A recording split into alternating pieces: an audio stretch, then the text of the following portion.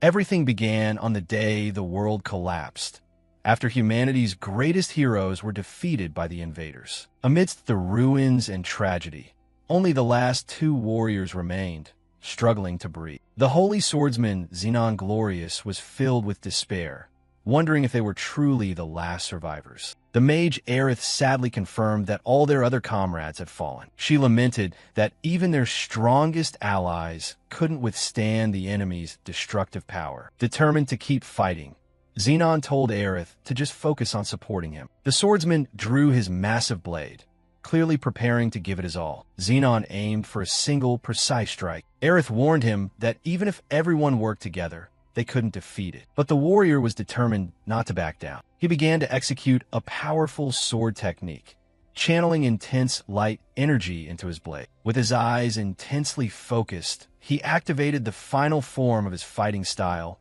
radiating a terrifying, brilliant golden aura. Looking at that massive amount of energy, Aerith realized her companion had absolutely no intention of giving up. Xenon leaped forward with his glowing sword, charging straight at the giant monster clad in black armor. The monster reached out a massive hand covered in red fire to block the hero's blinding attack. Xenon gritted his teeth against the terrifying pressure from the enemy's flames that were trying to incinerate it. Despite facing immense resistance, the warrior persisted in pushing his attack through his opponent's sea of fire. He struck the monster's sturdy armor, causing it to crack under the power of his holy sword. Knowing he needed more power to overcome the enemy, Xenon desperately called for Aerith's support. The mage quickly responded and began casting support magic. With a blue aura surrounding her body, Aerith created magic platforms in midair to help the hero gain momentum and increase his attack speed. The monster brought a terrifying blow down onto the ground, but Xenon successfully dodged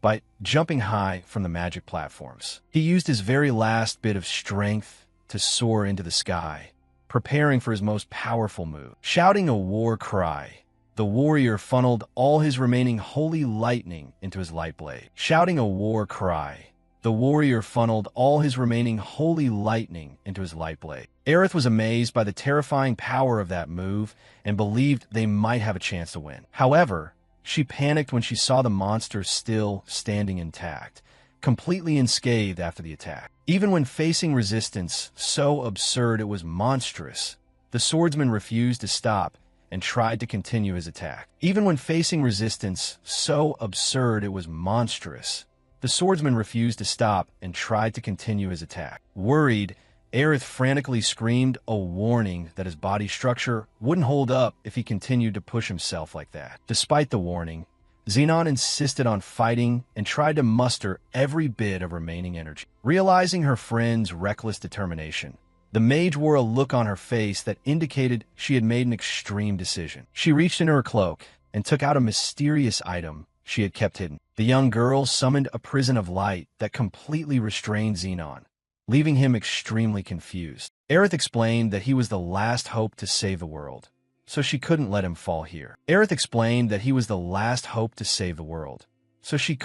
fall here. She said she was entrusting everything to him because she firmly believed he could change this terrifying fate. The mage then took out a gold pocket watch. It was a magic relic passed down through many generations in her family. A giant red magic circle appeared above their heads as she warned there was no time left to explain. She demanded that Xenon promise that when they met again, he wouldn't let those bastards win. The watch began to glow intensely while the hero demanded to know what she was planning to do. The mage said she was placing the fate of the entire world in his hands, but the swordsman begged to be released so he could keep fighting. The magic circle activated in front of Xenon, enveloping the hero in a powerful and mysterious stream of light. With tears in her eyes, she said goodbye to her companion, offering a sad but accepting smile. A massive beam of blue light shot straight into the sky, marking the activation of the ultimate magic. The energy spread out, destroying everything around it during the casting process. After the blinding light, the mysterious pocket watch fell onto the desolate, cracked battlefield. The golden relic lay on the barren ground, completely broken after the fierce battle. Aerith collapsed on the ground, extremely weak, coughing violently while trying to stay conscious after using the relic. Looking toward the horizon, The young girl offered a weak smile as she realized the teleportation spell had succeeded. That was the mysterious watch of the ancients, a legendary item with the ability to alter reality and cause reincarnation. Xenon's soul drifted in the infinite space, still able to hear the last words of hope from his friend. Aerith prayed silently one last time, hoping he could change the chaotic reality of that world. Collapsing on the ground with a body full of wounds, the young mage pleaded that her desperate wish for salvation would become a reality. Amidst a massive explosion in her thoughts, she expressed a desire to win his heart in the next life. The scene shifted to a mansion. The warrior woke up in a panic, shouting the name of his companion in a grand palace during the day. Now, with black hair, he stood up in confusion on a luxurious bed. Feeling a throbbing pain in his head, he looked around the opulent noble room and realized this was definitely the effect of the time travel relic. The young man looked at his body, trying to understand what had just happened to his reality. Just then, a young maid entered the room looking slightly panicked and asked if anything was wrong. He ordered her to bring him a weapon so he could go back to fighting, but she thought that young Master Noah had just experienced a nightmare. Confused by being called by a different name, he asked who she was, and the young girl introduced herself as Lydia, his maid. The young man clenched his wrists, realizing the texture of his flesh was completely different. He was extremely shocked when he looked at his hands, realizing this was definitely not his original body. The young man wondered if he had possessed someone else's body, or if something even more horrific had happened. He directly asked where they were and who he was, making the maid extremely worried about his attitude. Lydia took a step back, suspecting he was talking strangely because of a high fever causing delirium. Unable to be patient any longer, the young man grabbed her shoulders, demanding she immediately answer his direct questions. She revealed that this was the Doskull mansion and he was the fourth son of the family, known as young Master Noah Doskull. When asked about the kingdom's calendar, she replied it was currently the year 850. The warrior realized the relic had sent him back in time, 10 years before the world-ending invasion began. Even worse, he had reincarnated straight into the feared Doskull family, the sworn enemy of holy swordsmen like him. Just then, there was a knock at the door announcing someone had arrived, claiming to be Selena. Another maid entered the room, carrying a bowl and saying she had brought medicine for the young master. She said Lord Skull had prepared this dose because he was worried about the young master's frail health. The young man stared at the bowl of medicine. With deep purple eyes full of suspicion, he analyzed the red liquid and started to suspect there was something very wrong with the ingredients of the medicine. With a quick slap, he knocked the bowl away, causing it to shatter on the floor and scaring the two maids. 3 of the house's guards rushed into the room with serious expressions. Noah harshly asked who they were. The squad captain said they heard suspicious noises and came to check. The long-haired soldier observed the situation with a cold, calculating gaze that couldn't help but be noticed. He scolded Noah for wasting Lord Skull's kindness and warned he would bring a new dose immediately. Noah mocked the word medicine, causing the soldier to threaten to use force if he continued to insult his master. The young man then challenged the soldier to drink that liquid himself, bluntly accusing it of being poison. Thanks to his old experience and power,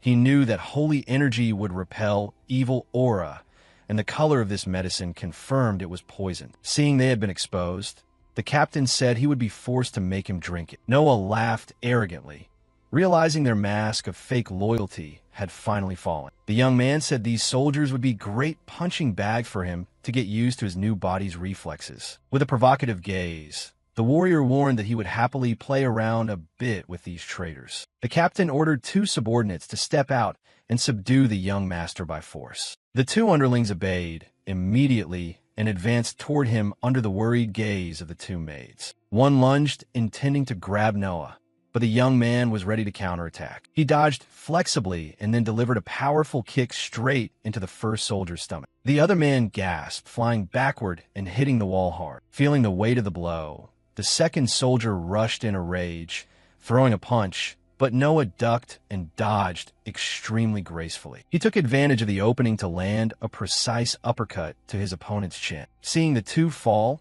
Noah realized this new body was still weak. He couldn't take them down completely yet. He decided he would investigate the motive behind this poisoning plot. As soon as he cleaned up the mess, The captain ordered the remaining soldiers to draw their swords to finish him off. No longer worried about hurting Noah, the hero prepared to fight seriously. But he was surprised when something strange appeared before his eyes. Information panels showing the enemy's stats and abilities floated in midair while they screamed for him to surrender. Noah was amazed to see an assessment window appear, revealing the attributes of those around him. He wondered where this rare skill came from, while nodding at the assessment that the opponent's technical skill was still very low. Two soldiers rushed to attack, swinging their swords down, but the young man dodged skillfully and easily. One man couldn't react in time when he saw Noah's fist flying toward his face at terrifying speed. The young man delivered a powerful spinning back kick, easily knocking his opponent to the ground. Taking advantage of the fallen enemy, Noah snatched a soldier's weapon and gripped the sword tight. The remaining one saw this and rushed to attack head-on, but Noah used his new weapon to block the strike. The young man skillfully pushed the traitor back, leaving the two maids amazed at the sight. The captain sarcastically complimented his strength.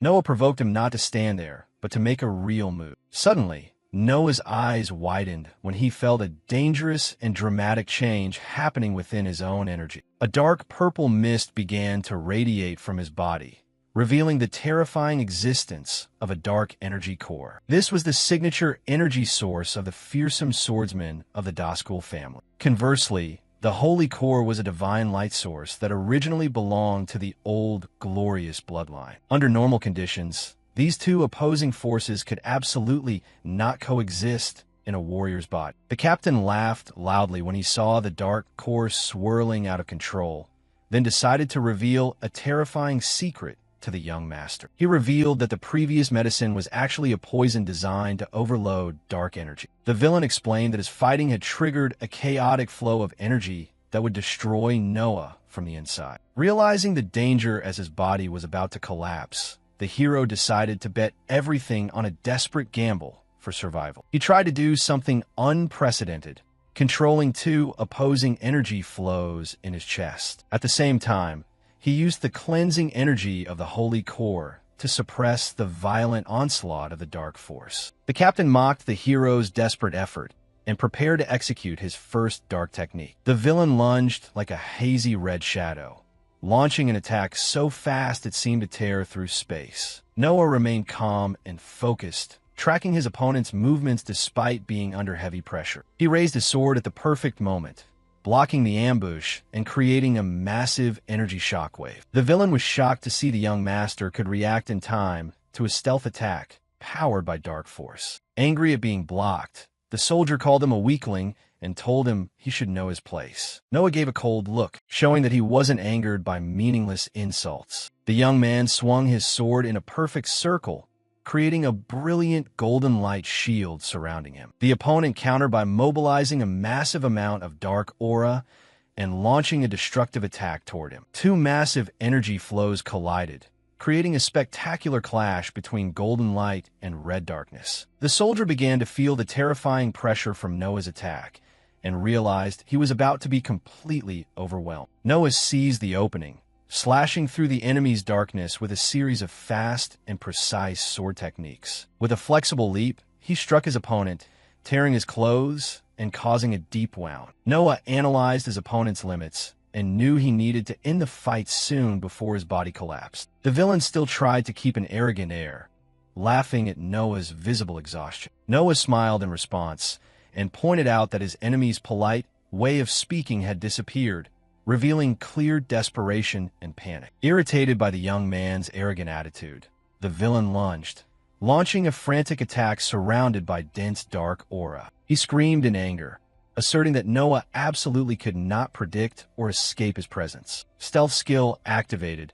Noah was surrounded by a vortex of red mist that completely obscured his vision and tried to disorient. The two maids watched anxiously from afar, unable to see that the young master had disappeared into the dark attack. Noah focused completely on his combat intuition, letting his aura shine through the mist. The young man identified his opponent's blind spot and delivered a precise slash right in the middle of the villain's hidden lunge. A fierce explosion echoed in the room, ending the fight with a powerful and sudden conclusion. The soldier collapsed to the ground, seriously injured. Unable to understand how the young master could break his secret skill, Noah explained that even though he had hidden his body, his aura still gave him away because he relied too much on a simple trick. Completely terrified, the villain collapsed on the floor, exhausted, trying to understand the source of that overwhelming power. Noah gripped his sword, calmly saying that even he didn't fully understand the limits of this new hybrid power. He reflected on how perfectly the old holy core and the new dark core had blended together. He realized his power was now a perfect fusion of the original holy core and the new body's dark core. The young man thought that if he could master this unprecedented hybrid power,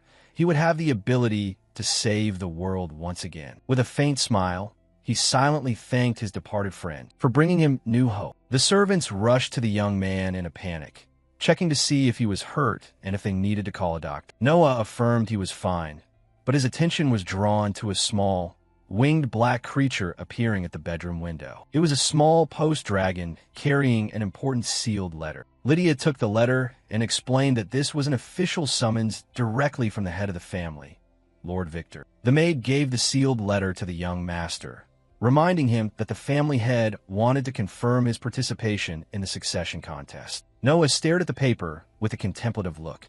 Knowing he needed to gather information about this succession war to plan for the future, the hero decided to ask the two maids if they knew details about the terrible conflict among the heirs. Lydia immediately confirmed, adding that every servant in the Da schoolhouse was familiar with the rules of the tribe. She explained that this conflict was designed to forge the bloodline, essentially a hunt for energy cores. In this contest, siblings would fight, and the winner would have the right to claim the loser's dark core. Noah realized in horror that for generations, members of this family had destroyed each other to compete for the position of family head. The maid worriedly asked if the young master really intended to risk his life to participate in such a cruel trial. Smiling mysteriously, the young man confidently replied that she would know the answer soon enough. He recalled that in his previous life, the glorious family was beloved by the people as a true symbol of divine justice. However, the Daskell family was completely the opposite.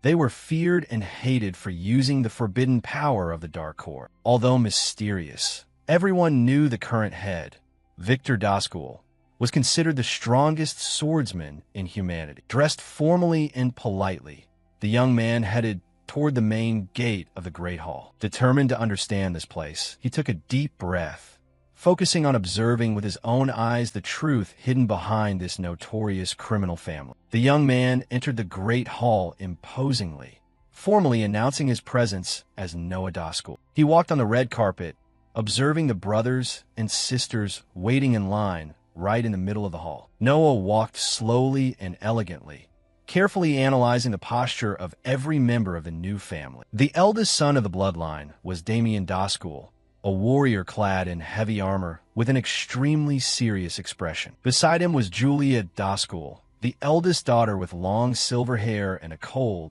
distant expression. The second son was Keys Daskell, a messy blonde-haired guy who looked extremely bored and indifferent. The second daughter was Eve Daskell, a black-haired girl who kept a quiet and calm demeanor. Suddenly, Noah's eyes were filled with rage when he saw the brother who had plotted to ruin his health. That was the third son, Skull Daskell, the red-haired guy who had poisoned him. Julia quietly noticed the change in Noah, and the young man confirmed that he had finally found the cause of his illness. When asked, the young man surprised everyone by declaring he would put his all into training his swordsmanship. Julia narrowed her eyes suspiciously, noticing the strong change in her younger brother's attitude. Skullhead interjected, mocking the training intention and advising Noah not to waste time on something useless. Noah retorted that a coward who didn't dare face him directly should just shut his mouth. Skull was enraged by his younger brother's arrogant response, gritting his teeth and threatening to finish him off. Eve stepped out with authority,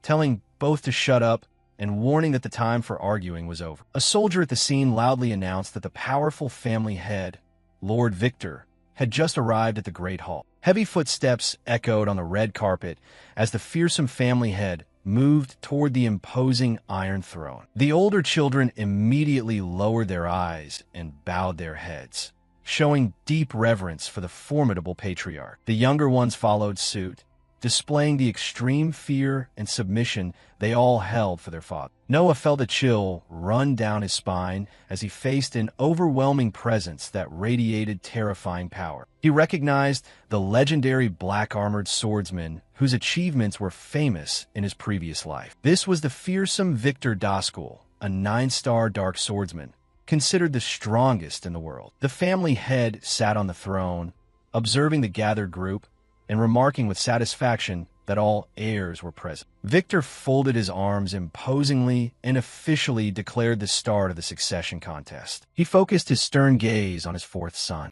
and explained that this summons was to confirm Noah's intentions. The patriarch asked the young man what he hoped to achieve with a frail body that had barely survived his illness. The young man offered a slight, sarcastic, and confident smile, proving he was completely unafraid of his father's authority. With a decisive attitude, Noah spoke clearly, declaring he would participate in the battle and be the sole victor. Victor threateningly asked if his son was truly prepared to declare war on all the candidates present. Noah calmly replied that his father had misunderstood, leaving the powerful patriarch curious about such arrogance. The young man then clarified that his true intention was to declare war on absolutely everyone in this hall. Damien and Julia listened to the declaration with contempt, while Noah only viewed them as obstacles he needed to overcome. The hero knew very well that his list of opponents to defeat was not limited to his biological siblings. He showed extraordinary courage by including even the family head,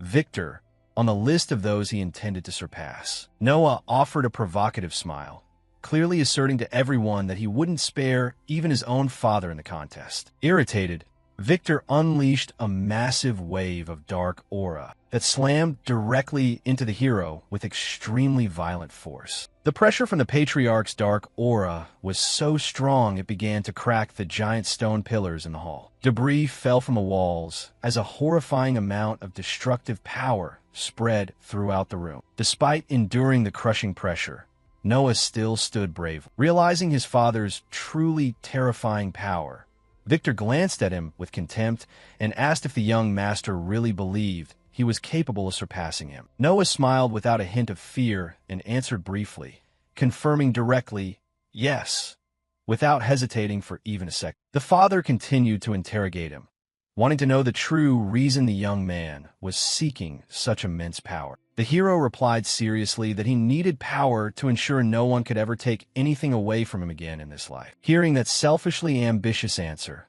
the family head burst into loud laughter, revealing his satisfaction. Victor said he liked this attitude, and that such greed was a highly admirable quality in a Daskul heir. The patriarch declared that Noah would be allowed to join the contest, and challenged any heir who disagreed to step forward. The siblings reacted differently, while the ruthless Skull was raging mad because his plan to eliminate him had failed. The powerful family head ordered Noah to always hunger for power, encouraging the heir to always seek more primal strength. The next day, the young man found himself in the mansion's sun-drenched training ground, ready to start a grueling training regimen. With quick and precise movements, he slashed at a straw mannequin, testing the accuracy and speed of his blade. The mannequin was cut in two, and Noah observed the result while two maids stood at a distance, watching him train with admiring eyes. He felt his physique had improved significantly, but he still knew he was only at a basic level for fight. Because of the fusion of the two cores,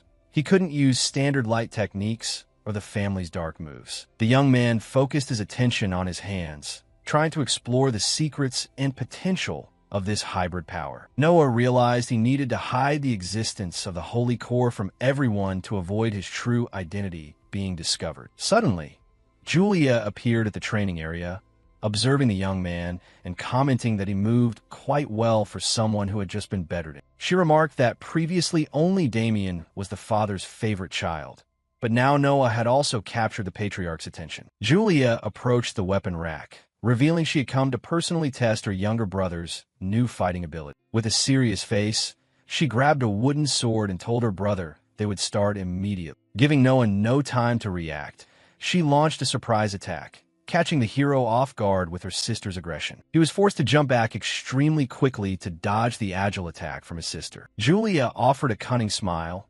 sarcastically asking if he really thought she had just come to talk. Noah clicked his tongue in frustration, realizing he wouldn't have time to rest and had to fight this powerful relative seriously.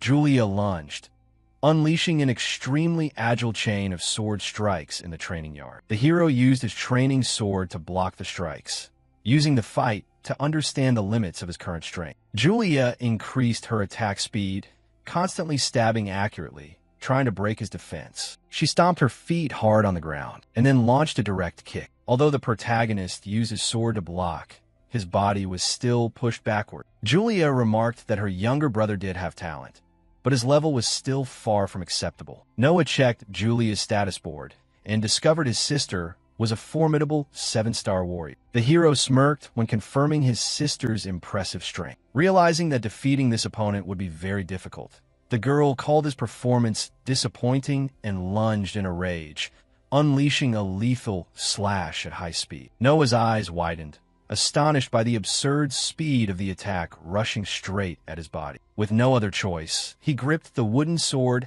and activated the power of his hybrid core, radiating powerful, mixed energy. The young man blocked the terrifying collision, pushing his sister's blade away at the last moment amidst the sound of clashing energy. The hero had to use immense physical strength to withstand the pressure. He realized his holy dark core was still very unstable. With quick movements, he parried his sister's sword and countered flexibly, releasing a powerful flow of mixed light. Julia blocked the strike, but asked in surprise if this was the holy dark core rumored to be a failure. She reminded him that she had heard rumors that his core had been disabled since birth. Curious, Noah realized this body had possessed the holy dark core from the beginning, and everyone assumed it was disabled. He concluded that since no one knew his power was a rare mix, fighting for real wasn't an issue.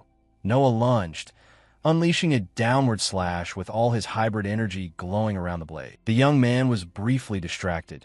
Julia sarcastically remarked that he seemed to be enjoying himself. Julia dodged extremely easily and closed the distance, calling her brother's name in a calm voice. She asked if he knew the true goal of the succession contest, and the young man confirmed he knew the answer. Julia said that would save time, as Noah's wooden sword was swiped far away out of the training yard. The girl was enveloped in a layer of dense, cold, dark aura, and coldly asked Noah if she could take his core. The hero's eyes widened, extremely shocked and tense when realizing his sister's sudden, ruthless intention. Noah desperately shouted for Selena, demanding she bring his real sword, and the maid ran off to obey. The maid threw the powerful metal sword into the air so the young master could defend himself in time. Noah leaped to grab the hilt, channeling all his electrical power to resist his sister's momentum. A massive red and purple energy collision occurred, causing the young man to groan in pain under the terrifying impact. Noah gritted his teeth, trying to withstand the absurd physical strength the girl was pouring into her blade. Julia continuously unleashed agile sword maneuvers, but the young man still blocked the strikes skillfully. He focused his purple eyes on the enemy's blade, looking for openings in Julia's fighting style. The girl smiled sarcastically and admitted her brother had surprised her in a positive way. She enthusiastically demanded he show more skill while continuing to press him with aggressive attacks. Julia retreated, jumped backward, and challenged Noah to see if he could withstand her next special move. The girl readied her stance, performing a special dark fighting stance called Dance of the Dark Fire Sword. Noah recognized the danger of that overwhelming attack and decided to use all his available energy to prevent it. Julia lunged, unleashing a fiery red dark slash from above straight at the young man. The hero blocked the strike at the final millisecond, creating a huge explosion with red and yellow sparks. The terrifying collision between the two swords created a strong gust of wind, forcing the two maids to shield themselves from the flying dust. The girl noticed his defensive posture and provocatively asked if he intended to keep fighting with only one hand. She challenged him to use both hands if he wanted to resist the incredible primal power she was applying in this match. The male lead naturally leaned to one side, causing his sister to lose momentum and lunge forward. Seizing the opportunity, the male lead tightened his grip on his sword, preparing to attack. However, despite all his excellent reactions, Julia still managed to bring her sword behind her back to block. With a groan of effort, the the young master used all his strength to push back his sister's powerful weapon. Noah offered a sarcastic smile, realizing he had finally forced his sister to use both hands to defend herself. Although he blocked it, the pressure of the strike still pushed Noah back, causing him to slide along the ground at high speed. He gritted his teeth in anger, feeling extreme exhaustion and soreness after the intense skirmish with his sister. The young man broke his momentum, causing the stone floor of the training ground to crack under his feet due to the immense force. Julia looked at him with an extremely serious expression in silence. Analyzing the current exhausted state of the youngest heir, Noah panted, realizing that using the full power of his hybrid core was only enough to block that one strike. The young warrior anxiously noticed his hands were shaking violently from energy overload. He silently lamented that this was the current physical limit that his unstable hybrid core could endure. Julia asked if he knew why members of the Da schoolhouse didn't kill each other right at the beginning of the contest. She explained that a weak dark core develops slowly, so no one pays attention to weak heirs. The girl said harvesting a core before it reaches a good level is useless. She then focused her eyes on her dark weapon. She added that Noah had blocked and countered her strike in an extremely unexpected way. Julia shifted into a hostile stance, declaring that a core with such durability was already worth taking. Noah clicked his tongue in frustration when realizing his sister was about to attack him with truly ruthless intentions. Julia lunged, gathering dark fire on her blade to execute the eighth form of her fighting style. Suddenly, a loud shout rang out, ordering her to stop the attack immediately, cutting off the girl's lethal action. An armored warrior named Kyle quickly appeared, using his sword to block Julia's downward slash. Kyle shouted desperately, warning the girl that if she continued that violent attack, Noah would truly be finished. Julia told him not to interfere with the core contest, but he countered that Noah's core was currently at a very low level. Julia coldly replied that that was impossible because her younger brother had blocked her strongest strike. Meanwhile, Noah stood right behind Kyle with an exhausted expression, gritting his teeth while staring at his formidable opponent. Kyle explained that he had investigated at the Patriarch's request and confirmed Noah's core had completely exhausted its power. He asked how a core, supposed to be much stronger, couldn't withstand such basic limits. Noah was completely exhausted while trying to recover his strength after the intense confrontation with his sister. Realizing his condition, Julia sheathed her sword and admitted she might have been wrong about the boy's true strength. She specifically warned her younger brother that she still intended to take his core in the future. The young girl challenged her brother to a real duel once he was stronger and his power had evolved. Noah offered a confident smile and told his sister he would be looking forward to that real battle. As she left the training ground, Julia began to think there was something very strange about Noah's abilities. She recalled their collision, knowing that the strike absolutely could not have been blocked by someone at such a low level. She concluded with suspicion that her younger brother was hiding his true combat potential. Julia smiled slightly, feeling the entire situation was extremely interesting and compelling, hoping Noah would grow in a very remarkable way. Meanwhile, angry roars echoed from another corner of the mansion. Skull appeared in a fit of mad rage, smashing a glass into his subordinate's forehead as his hatred surged. He couldn't accept that someone as weak as Noah was allowed to participate in the Great Succession contest. He roared in frustration because even he hadn't received that much attention from the Patriarch in his entire life. He screamed that he would never accept this situation. The subordinate then cautiously approached and whispered an important secret into his master's ear. After hearing the information, Skull offered a cunning smile, revealing he had just had a quite interesting idea. With a crazed look in his eyes, the villain vowed that he would brutally drag Noah out of this succession race. Back at the training ground, Kyle apologized for being late and formally introduced himself in front of Noah and the two maids. The warrior revealed that he had been officially tasked by the Patriarch to be the young master's new combat coach. He explained that the family ordered the training to make up for the time the young master had been bettered in. Noah activated his special assessment skill to analyze the new coach's power level in detail. He saw this man's stats were very impressive and concluded that his capabilities were perfectly sufficient. Kyle asked if they should start training, but the young master hesitated upon noticing the man was holding a piece of paper. The warrior reached forward, handing him the sealed letter, and said he had received direct orders from the patriarch, Victor. Noah opened the letter to read it. This was his first official mission, to investigate and destroy the source of the dangerous Scorpia phenomenon. This dangerous phenomenon attracts horrific monsters and can only be ended after defeating the area's leader. Noah smiled slightly, realizing this risky mission could be the perfect opportunity he needed. He planned to take advantage of the circumstances of this difficult mission to evolve his power without raising suspicion. Deep in the forest, a soldier stepped forward with a glowing sword, slashing through an insect monster that appeared in their path. Kyle led the group, ordering them to maintain a fast pace and eliminate every creature in this dense forest. The soldiers quickly cleared the area while collecting valuable materials from the monster corpses lying strewn across the ground. Some subordinates whispered mockingly, "Noah must be terrified because he's just a weak warrior." Kyle also silently wondered why the family had paid so much attention to someone with such a low rank. Suddenly, a warning scream caught Noah and Kyle's attention. Both looked toward the treetops in surprise. They discovered a group of small children had collapsed and were lying completely unconscious on the forest floor. Noah asked what to do.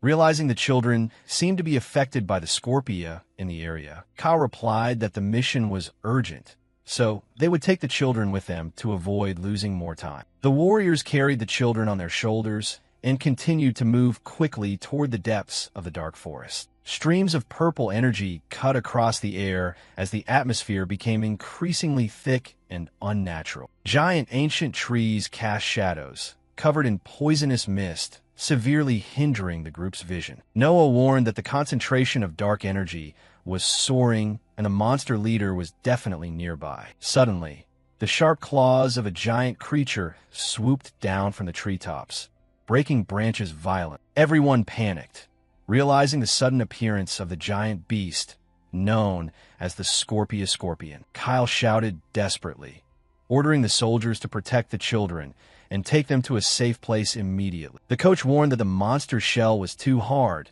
and they needed a tactical plan before attacking. The beast's terrifying glowing stinger was raised high in the air, preparing to launch a destructive strike at the rescue team. Noah's eyes widened, and he shouted a desperate warning, telling everyone that a lethal blow was heading straight for them. The massive attack slammed into the ground with extremely violent force, sending soldiers flying amidst a cloud of dust. A soldier was horrified by the absurd speed and terrifying power of the monster's stinger. The group felt desperate, believing Noah would be easily defeated because he only had 2-star strength. The giant monster began spraying toxic gas and acid at everyone nearby. Noah remained calm and activated his hybrid aura, channeling all his energy into his blade. The hero lunged at high speed, confronting the sharp claws of the giant scorpion without any fear. He slashed accurately, pushing back the monster's pincers amidst a shower of brilliant sparks. Kyle was impressed by his defensive ability,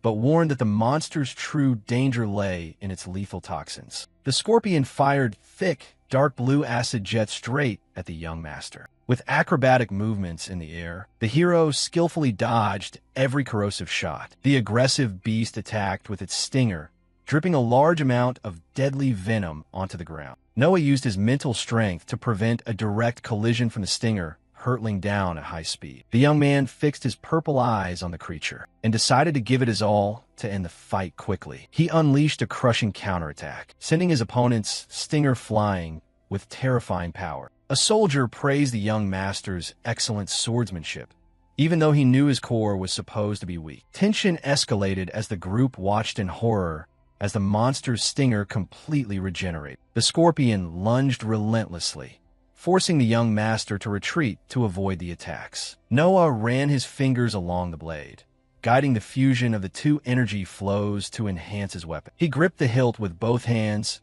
preparing to unleash a focused strike on the monster. The warrior jumped onto the beast's back, intending to slash straight into his opponent's shell. As he slashed down, Noah realized the monster's natural armor was too hard to pierce. The metal blade slid off without causing real damage, only creating sparks on the black shell. Noah gritted his teeth in frustration at the absurd durability of the insect armor. Kyle observed the battle, curiously wondering how the young master had learned such perfect techniques without a coach. The young master called Kyle, demanding support immediately, and the coach quickly replied that he would provide cover. Noah asked his master to create an opening for the monster. Kyle took the order and ensured the action would be successful. The beast's terrifying stinger aimed at the coach, who was preparing to withstand the violent impact. Kyle roared a war cry, focusing his power to face the giant scorpion's direct attack. With his heavy sword, the coach blocked and temporarily restrained his opponent's fearsome stinger. Noah realized his master's excellent contribution and ran toward the beast's body with an item in his hand. The young man gained momentum and skillfully jumped onto his opponent's back, where the weak spot was exposed. He landed precisely on the enemy's shell, maintaining perfect balance. Noah drew the sharp, venomous spider fangs he had secretly collected early. He used all his physical strength to drive the acid-coated fangs deep into the monster's armor. The fangs pierced through the hard shell, creating deep cracks that began to smoke. The scorpion roared in agony as the concentrated spider toxin began its destructive work. Seizing the opportunity, the protagonist jumped off the scorpion's back. Then, the giant body of the scorpion collapsed to the ground. Kyle asked if those were the fangs from the monsters they had dealt with on their way in. He explained that the acid from those monsters was the only way to soften the enemy's shell. Kyle finally understood the young master's strategy and the reason he had collected those items. The scorpion rolled its many red eyes, preparing a violent reaction in its pain. The beast tried to slam its body into the ground to trigger a skill. Huge blue magic circles appeared in the forest sky, ready to be activated. The master prepared to unleash the third form of the shadow sword style against the enemy. He plunged his sword forcefully into the ground, releasing a massive amount of purple magic energy. A giant barrier rose from the ground, trapping the scorpion and preventing it from escaping. Noah smiled, realizing the trap had been set, and this was the ideal opportunity to finish off the beast. The young man leaped high, focusing all the energy of his hybrid aura. He stood in an imposing stance and began to summon his newly created holy magic style to deliver the final blow. Inspired by Julia, the hero decided to test a new variation using the power of his hybrid core. Screaming a resounding war cry, the young man activated Light and Shadow Sword Dance to strike the terrifying opponent. Noah dove down like a brilliant meteor, tearing through the air with a fearsome stream of purple and yellow energy. The massive impact of the move hit the monster, splitting the weakened shell right down the middle. The giant scorpion was completely defeated, exploding into pieces and spraying corrosive green liquid all over the ground. The soldiers watched it all in awe, unable to believe that a two-star warrior possessed such power. Noah secretly thought that he had tried to imitate his sister's move, but knew he still had a lot of evolving to do. The young man said they did well, and told Kyle he would leave the area clean up to him. The trainer asked where he was going, and the young master replied that he needed to handle a personal matter. The hero then left the group, heading alone toward the deepest, darkest part of the forest. Noah remembered that in this era, humanity had not yet discovered the true origin of mana outbreaks. However, he knew these phenomena were deliberately created using extremely powerful magic tools. The young man approached a giant ancient tree that was emitting a mysterious pale blue light at the base of its trunk. With a quick and precise sword strike, he created a hole in the wood to investigate what was hidden inside. Inside the tree, the hero found a glowing ring that was acting as a catalyst for dark energy. Noah took the magic item with a satisfied smile, confirming that he had finally found the device. Suddenly, a desperate scream echoed from the area where the soldiers and the children had stayed. Noah was extremely shocked to hear the cry, realizing something terrible was happening to his allies. Without hesitation, the young man turned around and ran at maximum speed back to the rescue team's camp. Upon arriving, he saw the children had collapsed on the ground,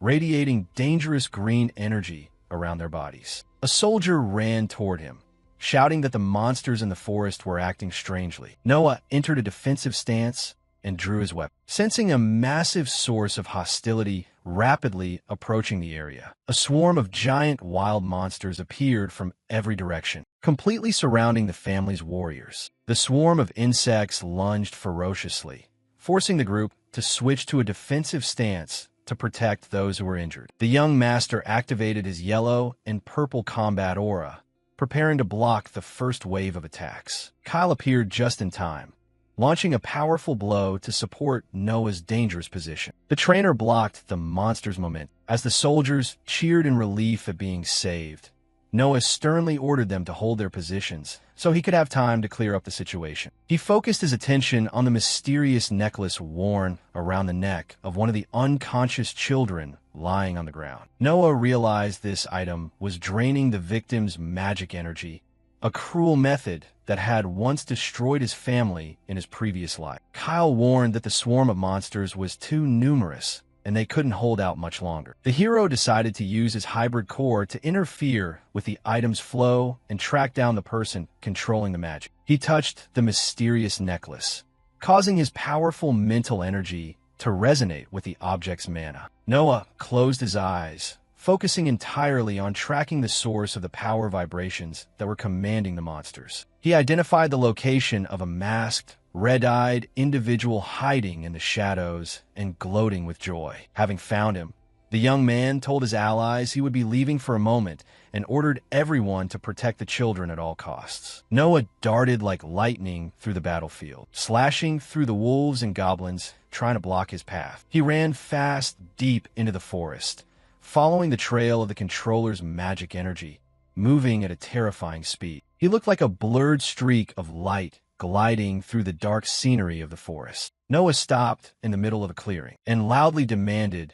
that the hidden enemy reveal themselves immediately. Suddenly, the masked man jumped down from the treetops, and he swung his sword in an ambush. He jumped to one side, dodging the attack. The two warriors backed away, keeping a defensive stance while the intruder looked at Noah suspiciously. The villain was surprised that Noah could sense his presence and admitted that he was indeed the rightful heir. Noah demanded to know who ordered the ambush, but the masked man refused to answer. The young hero gave a provocative smile and asserted that he would force his opponent to reveal everything he knew anyway. They lunged at each other, exchanging extremely fast sword strikes in a high-speed clash. The attacker was astonished by Noah's overwhelming power and wondered if it originated from the Dark Core. Noah sarcastically replied that even he didn't fully understand how his power worked yet. The hero stood in his stance, radiating a mixed aura while the attacker tried to analyze Noah's mysterious abilities. The culprit channeled energy into his sword and decided to activate the second form of the shadow style. The villain used phantom sword techniques, creating multiple dark energy blades to surround himself. He ordered the red projectiles to fire, throwing them at high speed to pressure and hit the hero. Noah remained calm, skillfully dodging the magic blades that merely grazed his body. Utilizing his flexible swordsmanship, the young man skillfully blocked the remaining slashes aimed at his chest. Noah felt the impact and decided to activate his appraisal skill to expose the opponent's true identity. He discovered the enemy was named Darius, who possessed a 5-star core, but the attacker mocked him for backing down. The hero realized the villain's swordsmanship was quite weak and understood that he only needed to get close to end the fight. Noah lunged forward, running aggressively toward Darius while dodging each ray of dark energy. He skillfully dodged another attack from the flank, continuing to close the distance to the culprit. With steady and agile footwork, the young man gained momentum on the grass, accelerating even more powerfully toward the opening to deliver a fatal blow. Noah leaped gracefully over the opponent's head, easily bypassing all the defenses the villain had set up. In midair, he raised his glowing sword, preparing a direct strike at the enemy's unprotected neck.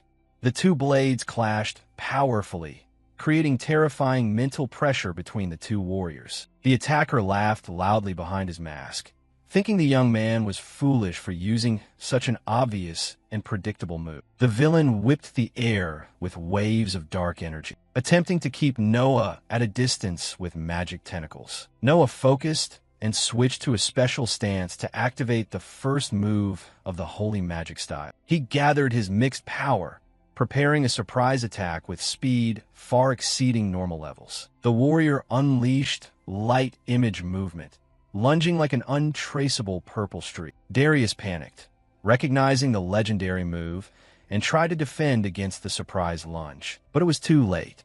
He turned in terror, trying to raise his metal sword, but realized the young man's speed was irrational. Once he appeared right behind his opponent, Noah whispered, "You're too slow," and delivered a heavy blow to his back. The villain groaned in pain, staggering from the serious wound he had just sustained in his chest. He dropped his sword onto the grass and collapsed to his knees, completely defeated and severely wounded after the battle. Darius angrily asked how a weak outcast of the Da School house could know such a legendary move. Noah secretly thought that his hybrid core allowed him to perfectly replicate the secret techniques of both houses. He knew that mere imitation wasn't enough.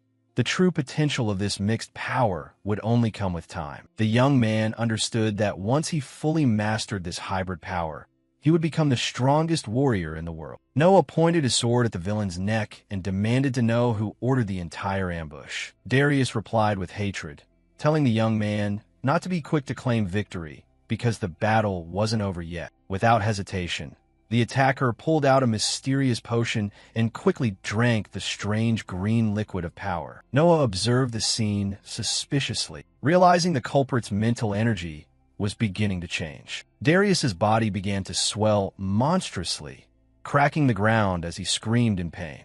The young man jumped back, terrified by the violent mutation that had changed the enemy's body shape. The attacker's face twisted, becoming monstrous with sharp teeth and cruel eyes. Darius transformed into a giant demon, roaring with rage and releasing crushing waves of dark energy. Noah witnessed the transformation in horror, realizing his opponent had sacrificed his humanity in exchange for power. The horrific monster lunged like lightning, throwing a destructive punch that made the forest ground shake violently. The young master was forced to use all his mixed power, raising his sword to block the beast's lunge. The impact created a massive shockwave, sending debris flying and destroying part of the surrounding vegetation. Noah realized with concern that his weapon wouldn't hold up if he continued to block the beast's attacks. The monster Darius laughed loudly and challenged the young man to prove how much longer he could endure those lethal blows. He attacked from above with claws and crushing punches, trying to tear the young master apart at any cost. A deadly red light emitted from the mutant monster's eyes, signaling it was about to use more power. The giant claws tore through the air with destructive red rays, trying to pressure and annihilate the young man. Noah dodged the destructive blow by a hair's breadth, feeling the terrifying wind current created by the enemy's attack. The giant demon Darius lunged with both fists raised, preparing to crush the young man. Noah jumped high into the air, escaping the monster's grasp, barely touching the ground. In the air and upside down, the hero focused on his power limits. Preparing to counterattack, he performed a perfect salto and landed in a defensive stance, keeping his sword ready to block the next advance.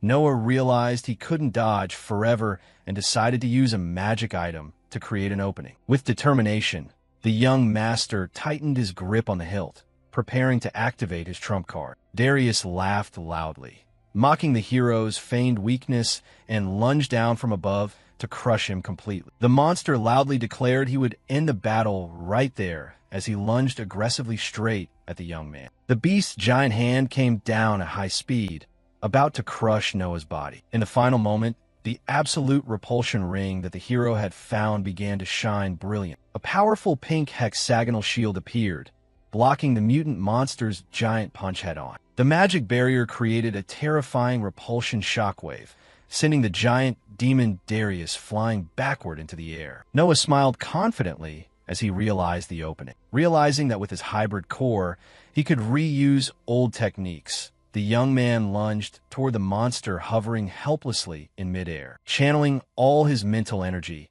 he focused his aim on the undefended opponent in the sky. Preparing to unleash his strongest destructive move, Noah began to summon the powerful holy magic style. Concentrating a massive amount of power into his sword, he raised his weapon, creating a giant purple and yellow energy column that tore through the gloomy forest sky. The young man activated the double pole one-strike technique, unleashing a massive vertical slash. The brilliant beam hit the monster directly, splitting its body in half and creating a terrifying explosion on the battlefield. Noah landed on the ground smoothly and breathed a sigh of relief, having been saved at the last moment by activating the magic ring. He analyzed the absolute repulsion ring, realizing the relic had the ability to nullify any attack and push the attacker back. The young hero decided it was time to return and check on the situation with Kyle and the other soldiers. Meanwhile, the Dashkul soldiers continued to fight bravely against the swarm of giant wild monsters. Kyle gritted his teeth,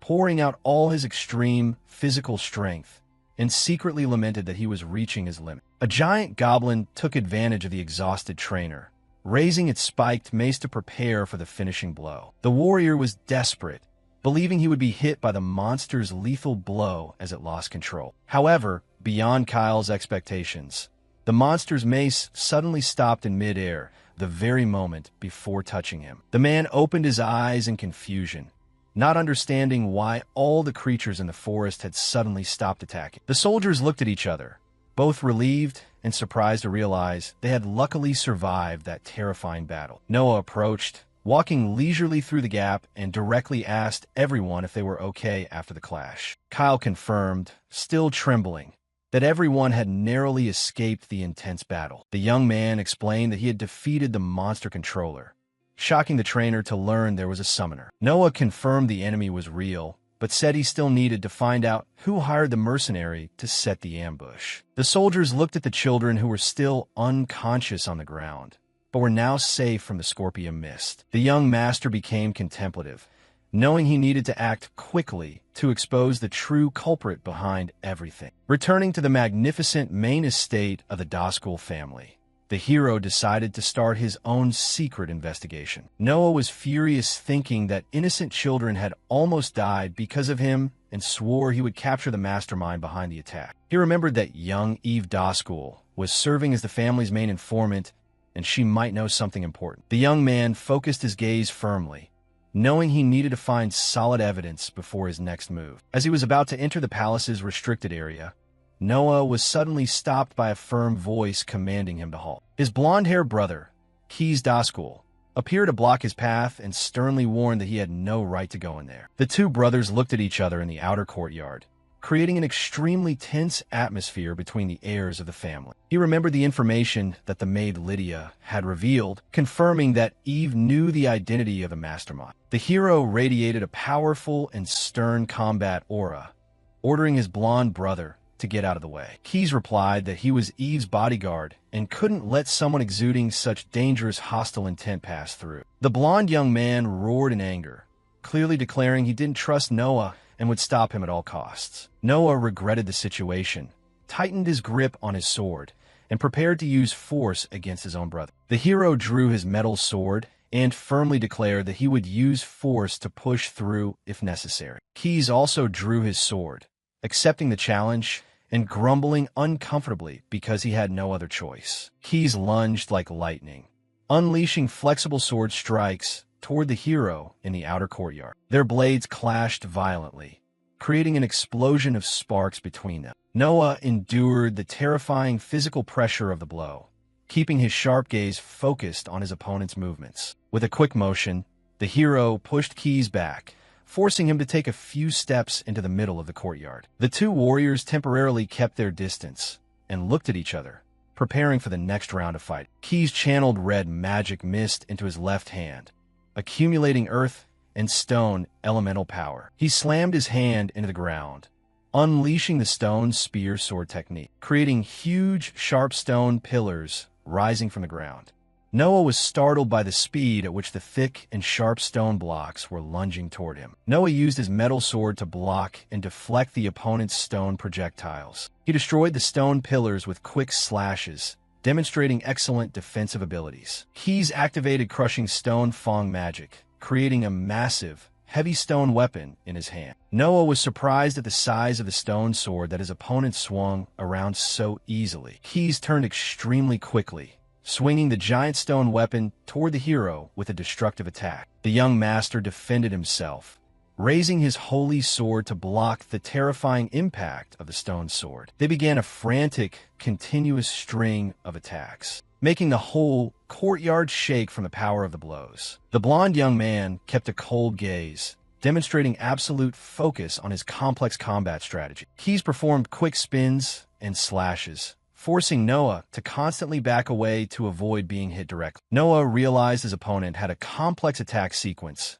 and decided to use his appraisal skill to analyze him. The scoreboard showed that Key's Doskull possessed formidable attributes at the 8-star level. The young man realized his core was weaker, but his opponent compensated by combining magic with swordsmanship. Noah decided to confront him head-on and activated his holy magic style to use his full mystical power. He gathered his energy and began the light and shadow sword dance, radiating a brilliant golden-purple light. A massive explosion of hybrid energy spread across the courtyard, pushing Keys back with extreme force. The opponent was astonished when he felt the terrifying power emanating directly from the young man's demon core. Keys slid backward due to the gust of wind created by the impact of the magic technique. Showing surprise at such power, he quickly regained his composure and prepared his dark lightning style to unleash the fastest attack. The blond young man lunged forward with the instantaneous movement of black lightning, creating black sparks around his sword blade. Noah recognized this style, remembering its utility in combat thanks to what he had learned from his trainer. He remembered that trainer Kyle had taught him the key characteristics of the family technique.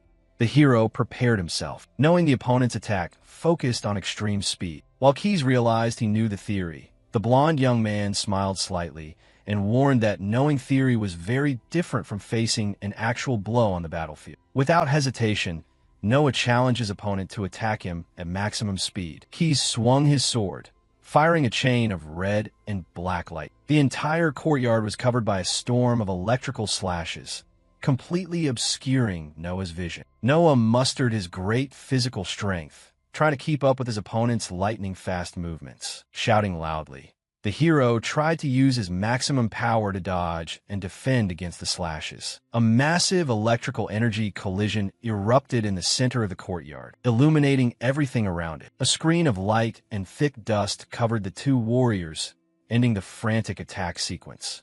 A strong gust of wind blew away the dust accumulated in the courtyard, revealing the damage caused by the fierce battle. Noah appeared amidst the smoke, tried to maintain a defensive stance after absorbing the full pressure of the attack. His clothes were torn and damaged by the power and precision of the lightning strike. He groaned in pain, feeling severe physical exhaustion caused by the enemy's technique. Noah was shocked to realize that even the light and shadow sword dance could not completely block the attack. The young man concluded that imitation techniques from other warriors had distinct limits on the power they could exert. He understood that he needed to urgently develop his own original techniques using his hybrid core. Suddenly, a firm voice ordered the battle to stop immediately, cutting off the confrontation in the courtyard. Young Eve Doskull appeared at the doorway, observing the two warriors with a serious and calm gaze. She decided to invite them into the luxurious living room to understand the true motives behind the entire conflict. After both sat down on the sofa,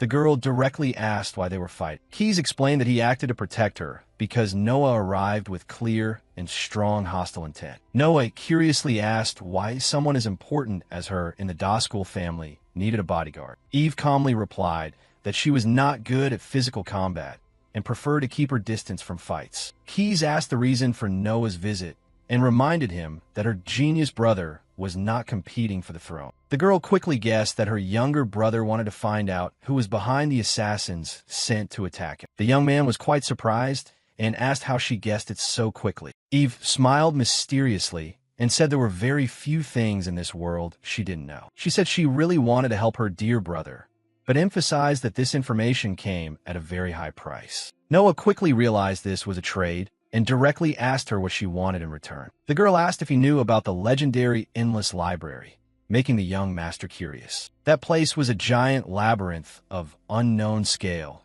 containing secrets that had never been revealed.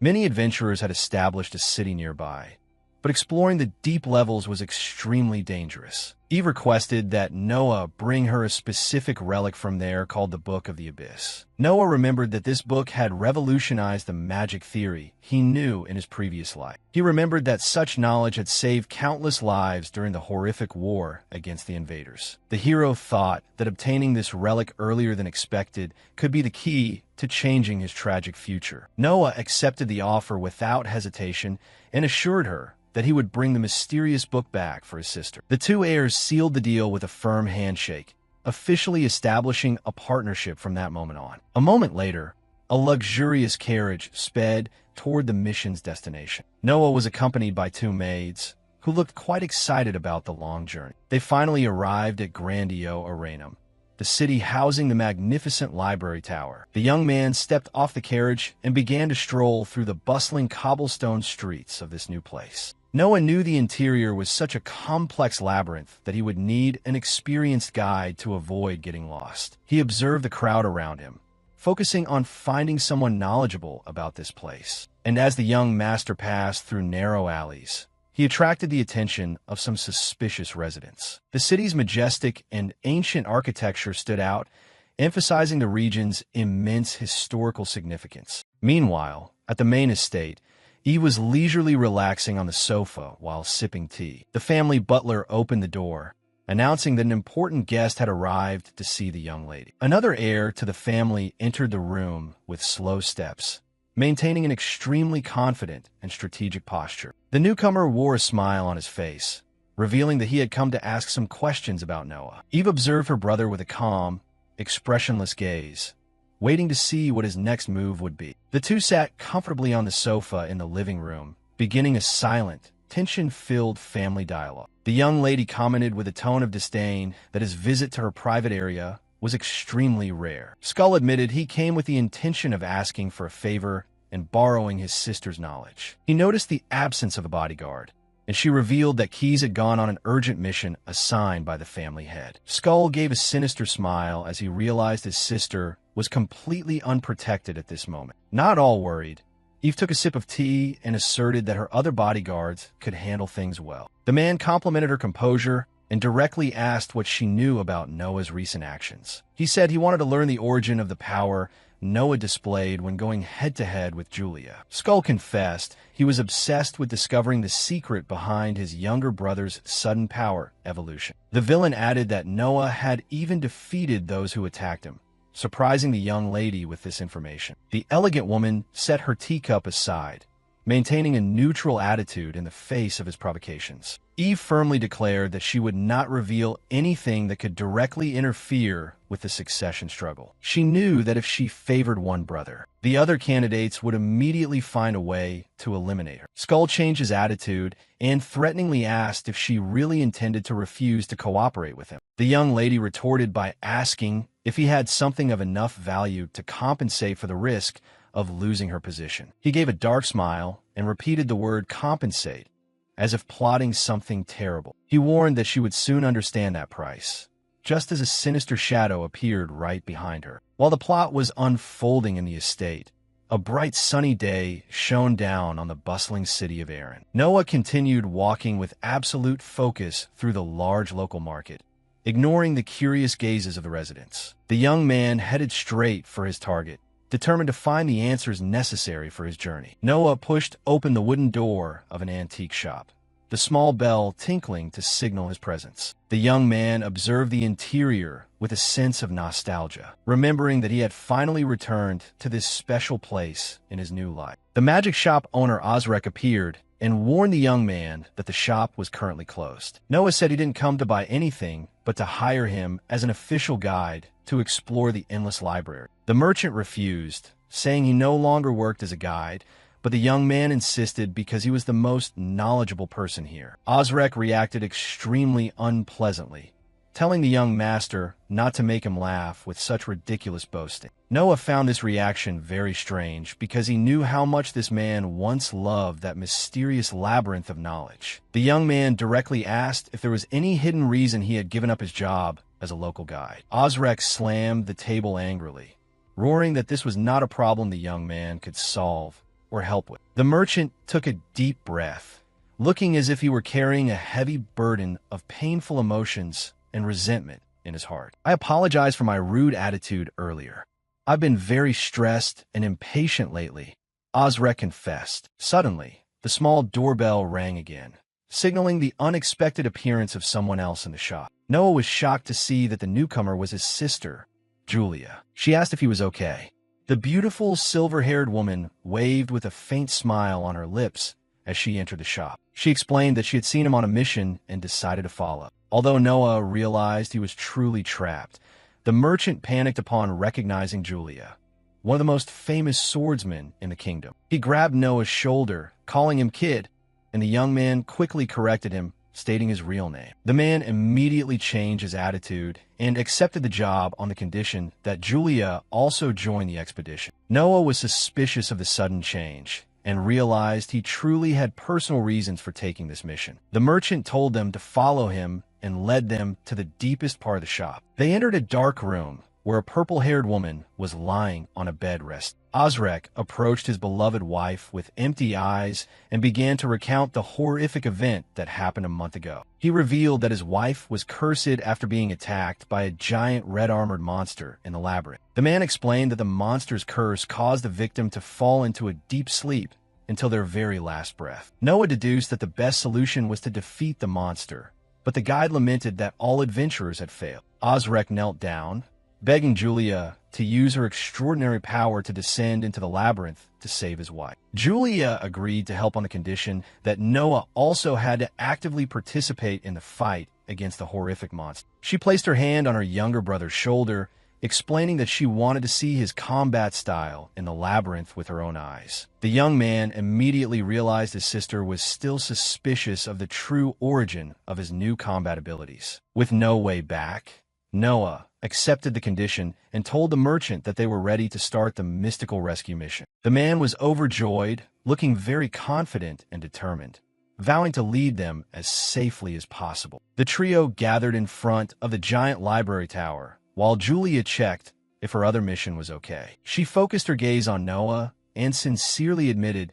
that she was extremely curious to discover her brother's secret. She recalled their clash, sensing that her younger brother had used a different type of energy than the family's usual dark core. The girl warned that he would have to reveal the truth in the labyrinth, and Noah acknowledged her sharpness in recognizing the difference in power. The merchant appeared with a giant backpack full of supplies and apologized for being late. Noah took the lead and told everyone to depart immediately toward the main gate of the magnificent structure. The group entered the main hall, which was crowded with adventurers and warriors from everywhere. The guide registered the team at the reception desk and warned that the three of them would have to rely on each other a lot inside. The local warriors whispered in pity as they looked at the trio and Osrek, believing they would be the next victims of this place. The man led them to a giant green stone gate, declaring this was the true entrance to the endless library. He pushed the stone structure with significant force to start the dangerous expedition. The gate opened,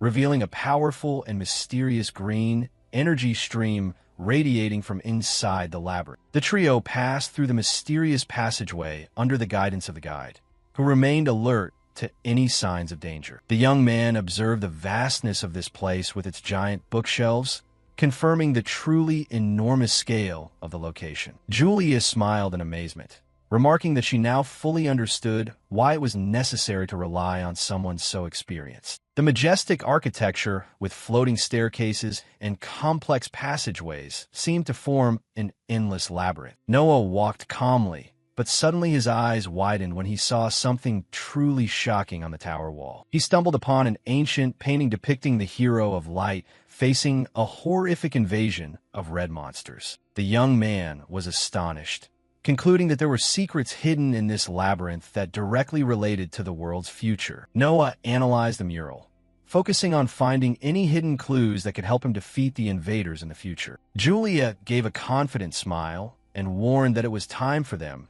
to continue moving deeper into the labyrinth. The young man confirmed the goal, reminding everyone that their current priority was to obtain the legendary book of the Endless Abyss. Upon reaching the first floor, the guide explained that the rarest and most taboo books were hidden on the deepest floors. Osrek revealed that this relic was banned in the neighboring kingdom and deduced that it was definitely kept around the 20th floor. Noah found it amusing, remembering that this was the deepest floor any adventurer had ever set foot on. The group moved in an organized manner and headed to a large green magic circle drawn in the center of the stone floor. They stood on the mystical magic to prepare to descend to the lower floors of the library. Suddenly, dozens of armored and shielded orcs appeared from thin air, blocking the adventurer's path. The guide explained that these beasts always guarded the entrance to the next floor and asked if the young master could destroy them. Noah calmly reassured him that he would handle this basic threat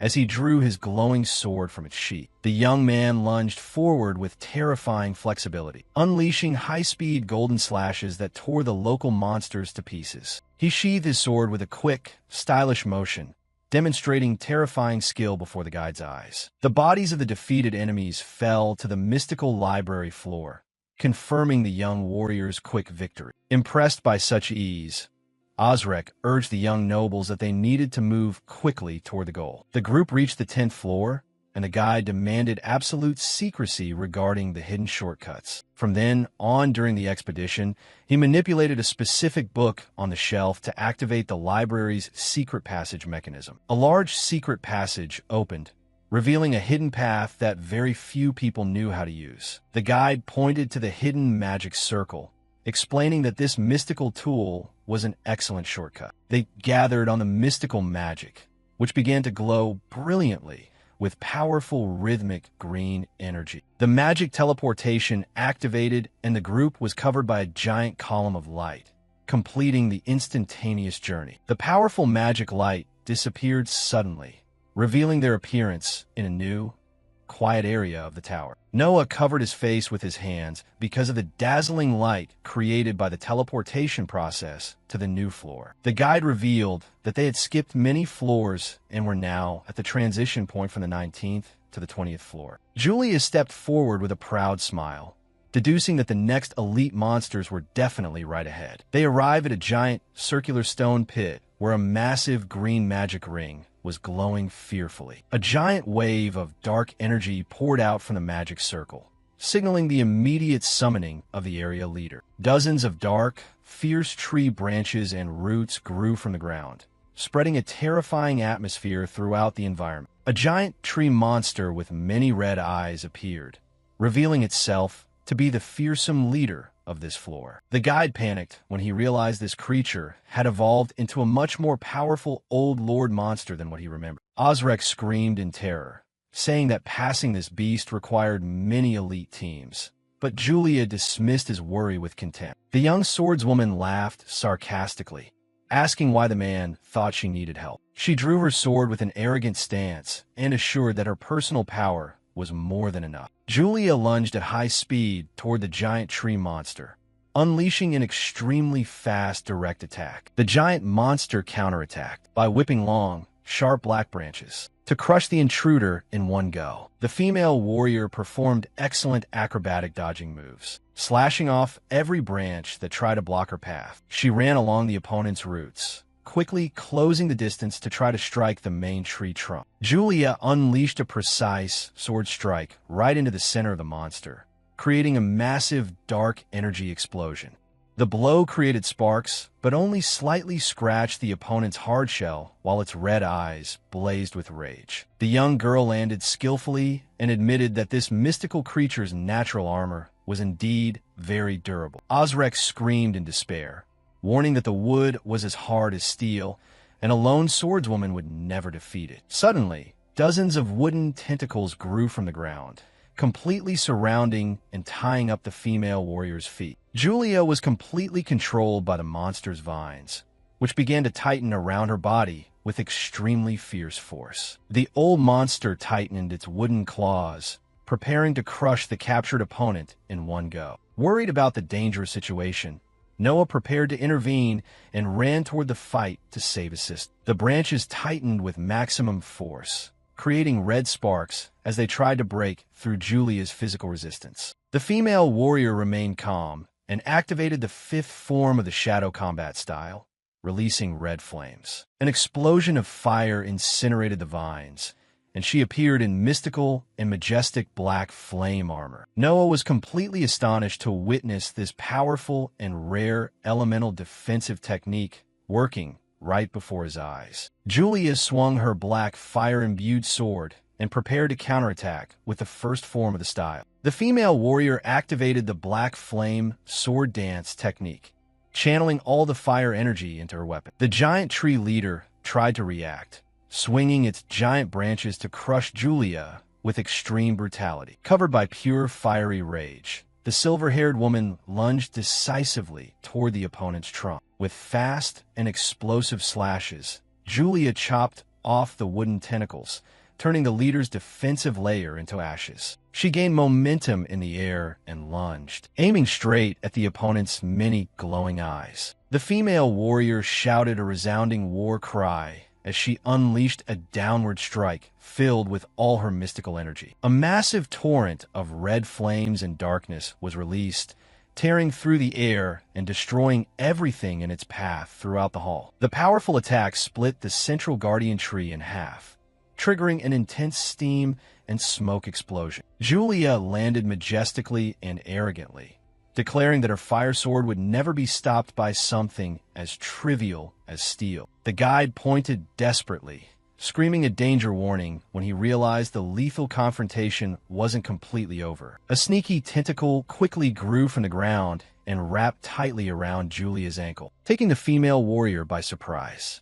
Dozens of dark roots emerged from the ground and began to completely cover her body. Julia realized the plant monster regenerated very quickly unless it was completely burned away in one go. She was dragged by the vines and finally imprisoned completely inside a dark cocoon made of vines in the center of the hall. Noah irritably clicked his tongue when he heard his sister summon the third form of the special technique. Inside the wooden cocoon, the young man sensed a looming disaster and grabbed the guide, pulling him out of the danger zone. He ran at full speed, dragging Osrek along desperately, and shouted for him to run faster before the explosion hit. Inside the wooden cocoon, Julia's eyes flared with a brilliant red, signaling the release of her ace. A massive fiery explosion erupted, shattering the cocoon and sending terrifying shockwaves rippling throughout the area. Thick red smoke choked the main hall, while Noah and Osrek sprinted at top speed to escape the blast's impact. A wave of fire swept through the entire corridor,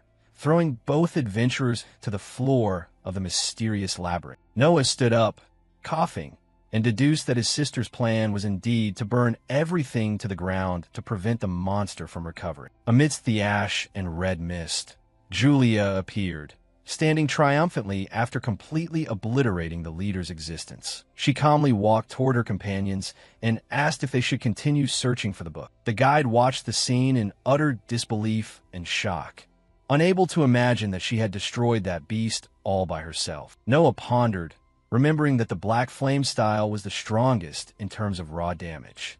He recalled that this technique drained energy extremely quickly, but acknowledged its power was the greatest in the world. The trio finally reached the 20th floor, stepping into a new hall filled with giant shelves packed with ancient books. Noah focused his attention on the wooden bookcases and suddenly widened his eyes upon discovering a very familiar work. The young man picked up the book in excitement and cheered, realizing he had finally found the Book of the Abyss. After accomplishing their goal, Julia warned that they now needed to find the mysterious monster that had cursed the guide's wife. Noah asked about its location, and Osrek explained that this specific opponent often hunted freely on this floor. A metallic sound suddenly rang out in the silence of the corridor, causing the three adventurers to instantly go on high alert. A book fell onto a small tea table, revealing a drawing of a powerful warrior on the page. The young man picked up the mysterious book with suspicion, trying to understand the real secret behind the picture. Suddenly,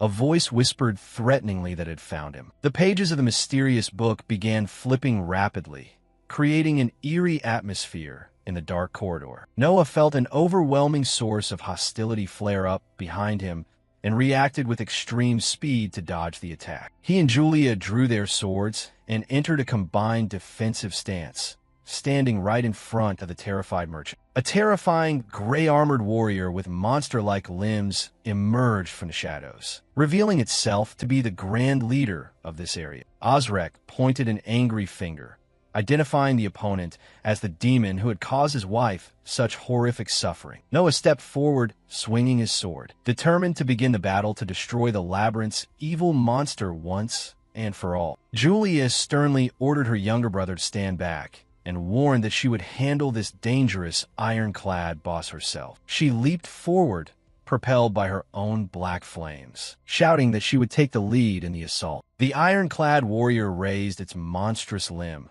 preparing to unleash an overwhelming counterattack aimed directly at Julia. The two weapons collided violently, creating waves of red fire that illuminated the shelves in the hall. Julia poured all her immense physical strength into holding the direct impact, but she still felt the absurd power of her opponent. A massive shockwave blasted the adventurers backward, demonstrating the terrifying destructive power of this elite enemy. The female warrior landed, sliding across the floor and knocking over many bookcases. Impressed by her opponent's absurd physical strength, she knelt down with difficulty, coughing from the heavy impact, and worriedly concluded that a prolonged battle here would be extremely brutal for them. Julia dodged the danger, leaping at high speed through the giant bookcases in the hall. The female warrior performed acrobatic maneuvers along the walls, gathering red flames on her metal sword. She dove from above toward the gray-armored opponent,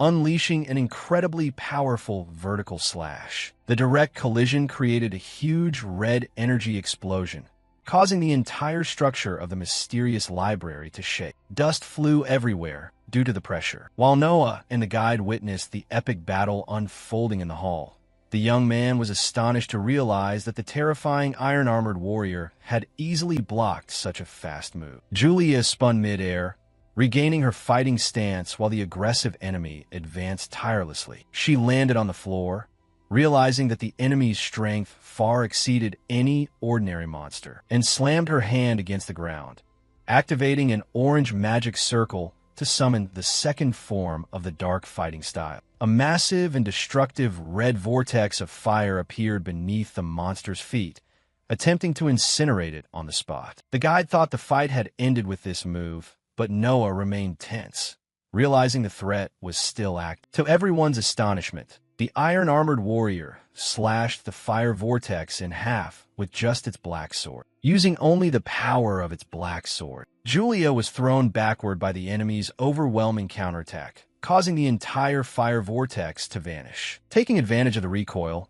she jumped straight onto the top of the enemy's armor, screaming that she had caught him. She plunged her burning weapon deep into the opponent's head, seeking to end the battle right there. However, she grimaced in pain when she realized the slash wasn't enough to pierce the enemy's mysterious armor. The monster reacted brutally, unleashing a heavy punch that sent the female warrior flying into a stone wall. Julia quickly regained her posture and cursed under her breath. Damn it. Noah worriedly realized that even the legendary destructive power of the Black Flames had no effect on the opponent. The young man panicked when he saw his sister's attack, not even leaving a scratch on the enemy's armor. The monster's mouth began to glow a brilliant blue, gathering a horrific amount of magic power. Julia looked in horror at her own arm, which had been invaded by a painful and terrifying stream of blue energy. The iron-armored warrior fired a massive beam of destructive blue energy straight at his opponent. At the final moment, Noah lunged forward and hugged his sister tightly, saving her from the terrifying beam. The energy beam caused an absurd explosion, creating a deep groove on the stone floor. The young man stood up and reassured his sister that he would support the battle, but she warned him to be careful of the enemy's contact. Julia explained that any physical contact with that creature would cause a horrific, painful curse on the body. She lamented that due to her injured arm, she would not be able to gather the power needed to subdue the monster. Noah looked at her seriously and made an unusual request, leaving the female warrior confused by her younger brother's attitude. The iron-armored warrior began gathering mysterious blue energy in its mouth, preparing another lethal blow aimed at them. Noah asked his sister to unleash her strongest attack one more time, and Julia thought this suggestion was too cruel because she had nearly died from that move. Julia accepted the plan, and Noah assured her that he would focus on severing the enemy's cursed arm to create an ideal opening. The two heirs lunged forward in parallel, coordinating their movements, combining red flames with powerful electric sparks. Julia performed her dance of fire while the young man activated a hybrid version of the holy magic style. They simultaneously struck the enemy with a terrifying sequence of slashes consisting of golden light and black flames throughout the hall. The clash between opposing forces created a huge multicolored explosion that illuminated the entire 20th floor of the library. A massive column of fire and electricity engulfed the central combat area, spreading destruction across the bookcases. The siblings backed away, sliding smoothly on the floor, maintaining a defensive stance while observing through the smoke. They stood next to each other, alert and anxiously waiting to see if their combined move was effective. However, the terrifying iron-armored warrior roared ferociously, emerging from the flames completely unharmed and wrathfully continuing the battle. Both were shocked by the monster's absurd resistance as it lunged forward to unleash a new attack. The enemy launched a vertical slash, but the siblings blocked the strike with their weapons with extreme precision. Julia jumped acrobatically, trying to find a weak point in the opponent's armor. In the frantic exchange, the enemy defended skillfully, pushing back their attacks with a large shield and forcing the pair to retreat deep into the hall. Noah blocked a heavy blow, feeling the full physical pressure and pouring all his strength into avoiding being crushed. Realizing her younger brother was about to be crushed by the enemy, Julia shouted desperately for him to dodge. She gathered her final reserves and activated the second form of the Black Flame style to protect her comrade. A giant golden spear of fire aimed straight at the enemy, minimizing the impact of the monster's destructive move. The grand gray-armored leader remained unfazed and continued to gather blue magic in its mouth, preparing another lethal strike. Julia screamed Noah's name in desperation when she realized the enemy's lethal beam was aimed straight at the young man. Noah prepared the holy magic style, focusing an immense amount of energy into his sword. With absolute focus, the young master activated the twin polar blade technique, unleashing his full offensive potential. A massive light collision struck the gray-armored monster, creating a huge explosion in the stone hall. Noah gasped and felt exhausted,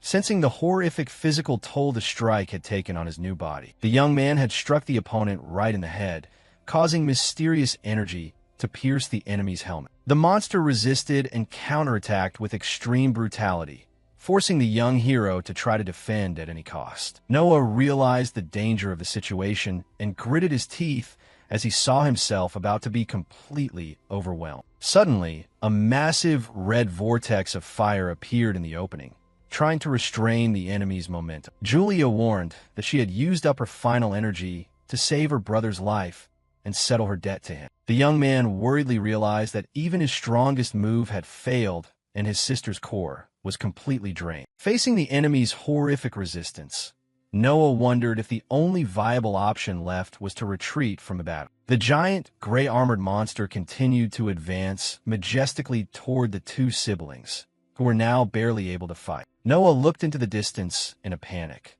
wondering if they would truly have to face yet another monster in this place. Suddenly, a mysterious voice spoke up, criticizing the lack of sophistication and the technical flaws in his hybrid strike. The young man went completely silent, trying to identify the true source of that strange and powerful spiritual aura. A brilliant golden light began to appear in the air. When the voice explained that Noah's energy was chaotic and unbalanced, the young master drew his sword and demanded to know who was speaking and what mysterious place he had just entered. The voice revealed that he was the inheritor of the Holy Spirit core and advised the hero to end the dangerous battle with a single strike. Meanwhile, in the real world, the terrifying monster raised its giant black sword, preparing to unleash a finishing blow aimed at Noah. Seeing his brother standing still and motionless, Julia screamed in desperation, asking him what he intended to do at this moment. Suddenly,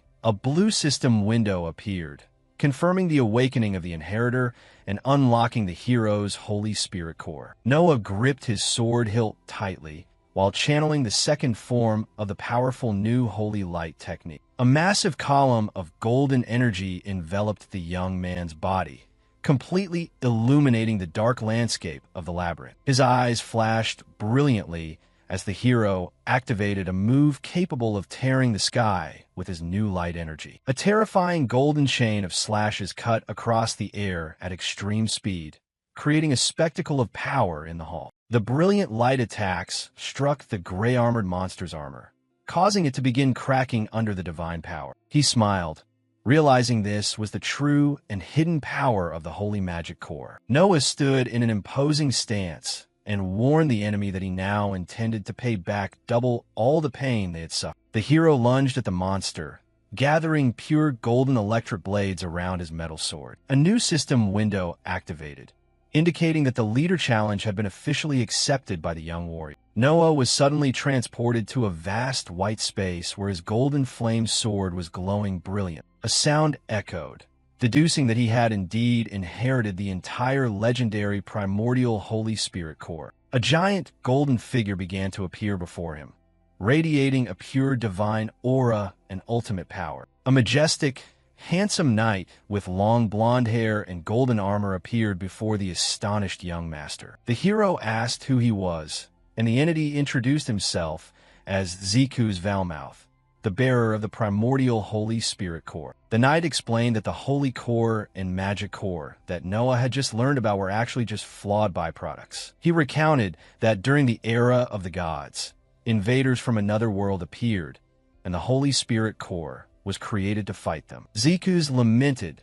that after a long war, humanity ultimately failed due to internal conflicts caused by humans themselves. He revealed that other factions feared the overwhelming power of the Holy Spirit core and decided to destroy all who bore it. To prevent this power from being reborn, the primordial force was split, giving birth to the Magic Core and the Holy Core. Noah understood that the two original energy flows were one, and Ziku's confirmed that was the reason he could inherit the Holy Spirit core. The young man asked if humanity could have defeated the invaders in the past if they hadn't betrayed each other. With a serious gaze, the ancient warrior assured that they would have easily wiped out the entire enemy force. Noah clenched his fist with determination, thinking that with this legendary power, he could finally change the world's tragic fate. Ziku's warned that at the young man's current core level, that was impossible, and he needed to defeat the enemy to evolve. The young master wore a confident and arrogant smile, showing that he was completely ready to accept the challenge. The ancient hero smiled in return and decided to start training Noah with a relatively simple task. Ziku's ordered the young master to prove his worth by first destroying the insignificant enemy in front of him in the real world. Returning to reality, Noah released a massive amount of golden fire that covered the hall at high speed. The young man moved forward with determination and clashed his holy sword directly against the sharp claws of his powerful opponent. With a focused gaze, the hero assured that this time he would sever the monster's arm once and for all. The two warriors collided again in the center of the hall. While books flew chaotically in the wind, Noah used the golden blades of mysterious energy to block and restrain the enemy's giant arm. The system revealed that the divine technique controlled 6 blades of light used for both attack and defense. Using the terrifying speed of his new ability, the young man severed the gray-armored monster's arm.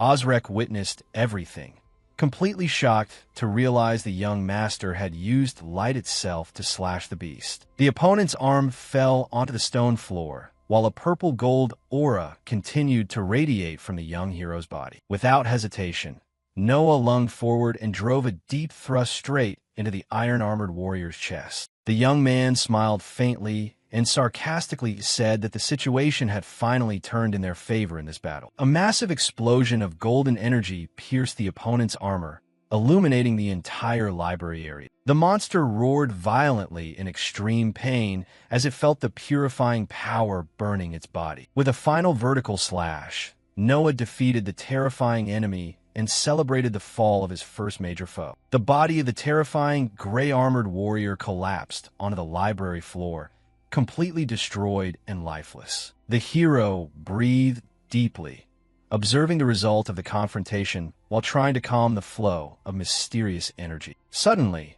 a final and dangerous wave of blue energy appeared at that location, immediately drawing the young master's attention. Julia realized the danger was approaching and desperately shouted for her younger brother to dodge the surprise attack. A massive beam of blue energy fired straight at the hero, who was caught off guard on the ground. Noah reacted quickly and activated the shield of his light sword technique to try and contain the impact of the blue beam. The golden shield collided with the powerful energy stream. The collision between the two mysterious forces triggered a massive explosion, destroying the remaining bookcases in the area. The smoke slowly cleared, revealing the damage caused by the final desperate attack. To everyone's relief, Noah stood up completely unharmed amidst the dust, demonstrating his mysterious defensive power. Julia witnessed the scene in absolute astonishment, unable to understand how he had escaped the strike without a scratch. Noah raised his glowing sword and warned that he would finish the monster off once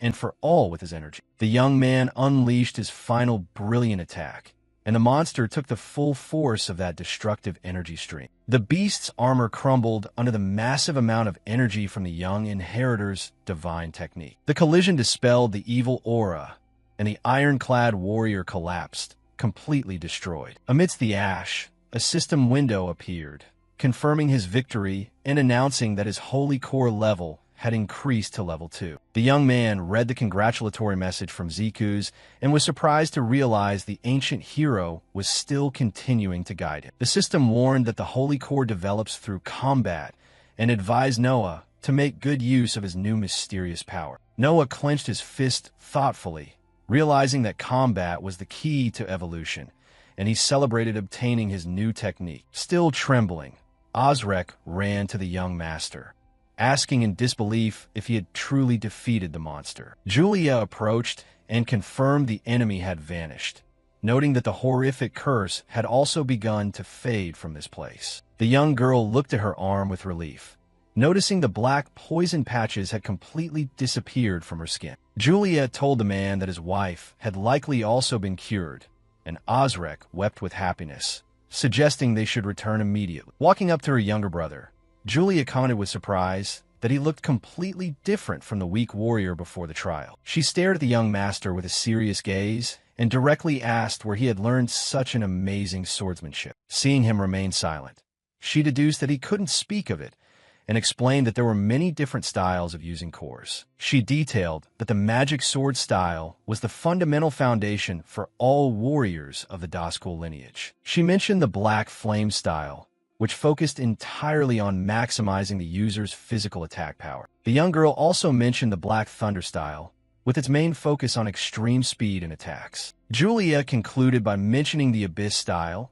a mysterious technique specializing in deception and disorienting opponents. She pointed out that Noah's style didn't belong to any of those schools and asked her brother what he was hiding from everyone. The siblings exchanged a deep, silent look, creating an atmosphere of mystery and mutual suspicion. Julia skipped pressing Noah further, wore a faint smile, and decided to put her suspicions aside for the moment. She left, saying that she was looking forward to the day they would test each other's black cores in a real battle. The scene shifted to the Grand Estate. On the way back with Kyle, the hero carried the endless book of the Abyss, which he intended to trade for information from Eve. Upon arriving at the young informant lady's room, Noah opened the door and found the place completely ransacked and destroyed. Keys appeared in a rage and reported that he had made a mistake by leaving the estate. When young Eve was kidnapped, the blonde warrior revealed that the person responsible for the incident was their brother, Skull, who was seeking secret data about Noah. Keys explained that Skull had likely kidnapped Eve to force her to reveal all the information she possessed. Noah smiled faintly as he realized and confirmed that the villainous Skull was indeed the true mastermind behind the attackers. The young man decided they would save the informant,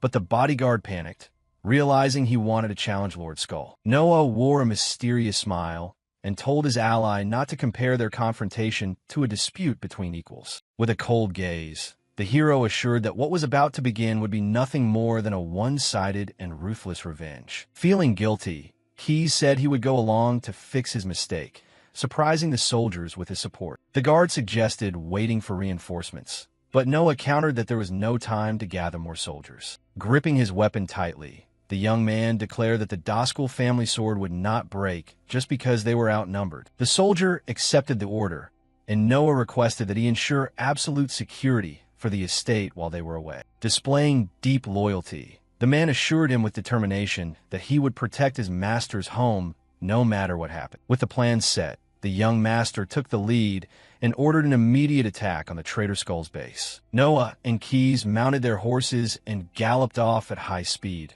racing along the dirt road leading to the rescue site. Keys hoped Eve was still safe, but commented confidently that she was strong enough not to be easily subdued. Noah recognized his great confidence and curiously asked why the blonde brother had decided to become her bodyguard. Keys revealed that his own black core was always considered the weakest among all the family's inheritors. He confessed that his strength was inferior to his brother's, putting him at a major disadvantage in the family's power struggle. The young man explained that to compensate for this weakness, he had sought to learn new combat tactics and master swordsmanship. Noah finally understood the situation, realizing that was why he couldn't predict his brother's attacks. Keys assured him with determination that he would continue to fight to become stronger and would protect Eve at all costs. The two inheritors finally arrived at the estate gate, and Noah warned that they needed to locate Eve first. They dismounted, and the young master seriously warned that they would show no mercy to any enemies in their path. Noah channeled powerful, mysterious energy around his legs, preparing to demonstrate his strength with an extremely violent move. The young man delivered a devastating kick to the giant metal gate of the estate. The heavy iron gate was completely destroyed and collapsed. The brothers rushed into the area at high speed, sliding into the courtyard with swords drawn, ready to fight. They were immediately surrounded by a large number of masked soldiers who had been waiting for Noah's arrival. Keys quickly recognized the group of enemies and told the young man that this was Skull's elite mercenary unit. The masked warriors surrounded the brothers, and when the blonde brother warned that these mercenaries were extremely skilled in battle, their captain laughed at the situation, mocking the two fools who dared to attack head-on like that. Noah activated his purple battle aura and coldly warned that he didn't have time for the underlings, ordering them to bring Skull out. The mercenary captain was extremely irritated by Noah's arrogance, telling the young man that he didn't understand the situation. A mercenary suddenly appeared behind the hero, attempting to launch a surprise sword attack on Noah. Without needing to look back, the young man spun at the last millisecond and easily blocked the enemy's attack. Noah counterattacked, kicking the masked man away with extreme, brutal force. The captain drew his giant white sword and swore they would show no mercy to anyone who dared challenge Skull. The young master slid across the courtyard grass, channeling electricity around his holy sword. Noah collided head-on with the mercenary captain's sword, creating a massive explosion of sparks in the courtyard. While Noah confronted the commander, Keys was held back by the rest of the mercenaries on the battlefield. He leaped into the air to dodge an attack. He summoned the Black Thunder Slash, pouring a massive amount of electrical power into his sword. A massive beam of blue electrical energy tore through the grass, striking his opponents with destructive power. Skull's masked soldiers were electrocuted and blown backward by the relentless impact of Key's powerful magic. Standing amidst the defeated enemies, the blonde young man radiated an electrical aura and challenged any other enemy who dared to engage. Noah observed the scene from the corner of his eye and felt relieved knowing he could entrust that side to Keys. The mercenary captain tried to take advantage of the moment of distraction and lunged forward, shouting for the hero not to underestimate. He quickly threw a scroll high into the battlefield sky. The scroll began to glow brilliantly with red flames, activating a massive summoning spell in midair. The young man looked down at the ground and panicked as he realized the appearance of a massive, terrifying red seal. The enemy captain revealed that it was a powerful sealing technique developed specifically to counter their family. He lunged at the young master, launching an attack filled with thick, dangerous purple demonic smoke. Noah focused to the maximum, his eyes flashing purple as he tried to read his opponent's next move. The system revealed the opponent's name was Vault Grave, a formidable warrior possessing dangerous hidden defensive techniques. Noah quickly began summoning the second form of his powerful divine fighting style. However, the young man suddenly felt a horrific physical resistance. As he tried to channel core power into his sword, he groaned in pain and irritation, realizing his mysterious energy was being mysteriously sealed. Vault Grave took advantage of the opening and unleashed a cross slash that forced Noah to jump back. Noah realized with horror that his opponent's secret technique had completely sealed his black core. The villain mocked the situation, warning the young man not to think he could defeat them with simple swordsmanship alone. Keys ran to Noah's side in the center of the red magic circle, ready to support his brother in the battle. The blonde young man analyzed the tactical situation and worriedly pointed out that they were at a serious numerical disadvantage in this courtyard. He lamented the existence of such annoying and frustrating magic capable of sealing their dark energy. Keys ordered Noah to head off to save Eve while he took responsibility for holding the enemies back alone. The blonde young man told his younger brother not to worry and ordered him to quickly finish Skull to take the lady to safety. Noah accepted Key's request with a look of extreme seriousness, placing full trust in his brother's abilities. The young master dodged the first enemy's attacks and ran at high speed toward the interior of the estate. He dashed through like a blur among the massed soldiers, advancing without looking back. Seeing this, Key smiled confidently and warned that even if his core was sealed, he could still use powerful earth magic. He activated the stone path magic, creating a giant stone pillar that surged forward, destroying the courtyard scenery. The stone column pushed the hero straight toward the estate. He shouted, telling his ally to search the annex, as it was the most suspicious area in the compound. Vault Grave recognized the move and desperately ordered his henchmen to pursue Noah at all costs through the hallway. However, Keys summoned dozens of sharp stone stakes that rose from the ground, pinning the enemies trying to rush forward. The mercenary captain clicked his tongue in frustration, seeing his elite unit restrained so easily. He looked on in fury as his men were pinned to giant stone spears covering the entire lawn. Vault Grave focused his cold gaze on Keys, realizing he needed to defeat the blonde youth if he wanted to continue the pursuit. Keys pointed his sword at the mercenary captain and challenged him to focus on a real battle with him immediately. Meanwhile, inside the estate, Skull was interrogating Eve and demanding to know the secret behind Noah's new power. Tied to a wooden chair, the young woman calmly replied that his questions would be forever futile and stupid. Skull laughed barbarically and pointed at the captured maids, asking if she truly didn't care about their fate. Eve responded with utter contempt, saying that having a cowardly, useless younger brother was an unbearable humiliation, which enraged Skull, but he was interrupted when he heard the deafening noise of battle from the courtyard outside. Eve smiled, deducing that Noah had finally arrived, and Skull mocked his younger brother for daring to attack head-on like that. The villain focused his hate-filled blue eyes, showing he was not afraid of the youngest Dazkul heir's advance. Eve proudly commented that such cowardly methods didn't suit Noah, because he possessed the most important thing in the world. Eve laughed sarcastically, declaring that she could finally test the young man's true combat power for herself. Irritated by the hostage's arrogance, the red-haired man drew his metal sword, promising to make this haughty woman pay. Suddenly, the door was destroyed, and Noah charged into the room majestically. The young man entered a defensive stance and calmly declared that he had come to this dangerous den only to save his sister. Noah raised his light image sword, staring at Skull's silhouette in the center of the luxurious wooden hall. With a familiar, calm, and sarcastic tone, Eve smiled at her younger brother and remarked that he was a bit late. Skull pointed his silver sword straight at Noah's chest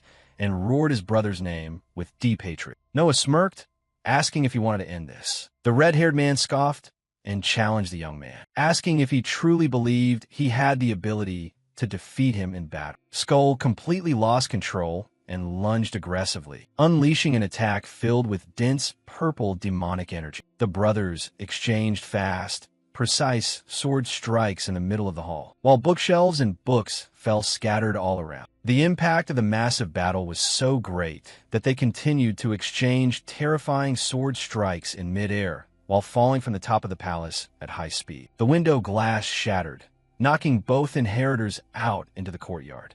The two warriors landed skillfully on the courtyard grass and quickly backed away to catch their fighting breath. Noah activated his mystical appraisal skill to analyze in detail his red-haired brother's true potential and power level. The system revealed that Skull possessed impressive attributes, and that he was the founder of the dangerous Abyss fighting style. The young man calmly asked what Skull's true motivation was for sending mercenaries and even using children to harm him. The red-haired man wore a mocking smile and answered bluntly that the reason for his actions was far too obvious. It was simply that he found the protagonist an eyesore.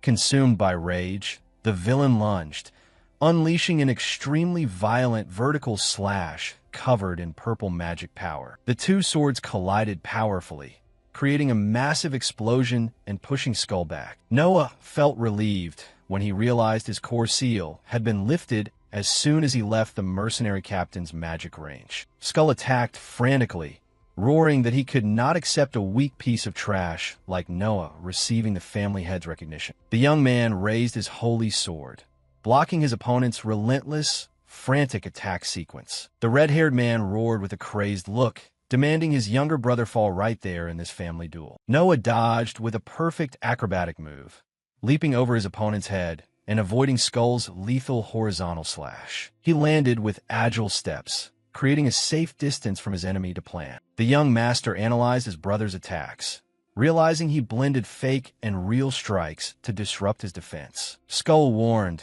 that Noah was nothing more than a stepping stone for his victory and began channeling a massive amount of purple smoke. The villain prepared and began summoning the third form of the horrific Abyss style to destroy the young man. He summoned the Night Marching Ghost Army, creating a giant army of white-boned warriors in the courtyard. The white-boned monsters lunged aggressively at Noah, but he swung his sword and shattered them all. The young man entered a stance and began to wonder if this army of skeletons was just a decoy. A skeleton leaped forward, unleashing a downward slash with its old sword toward the young master's head. The hero instantly recognized the attack.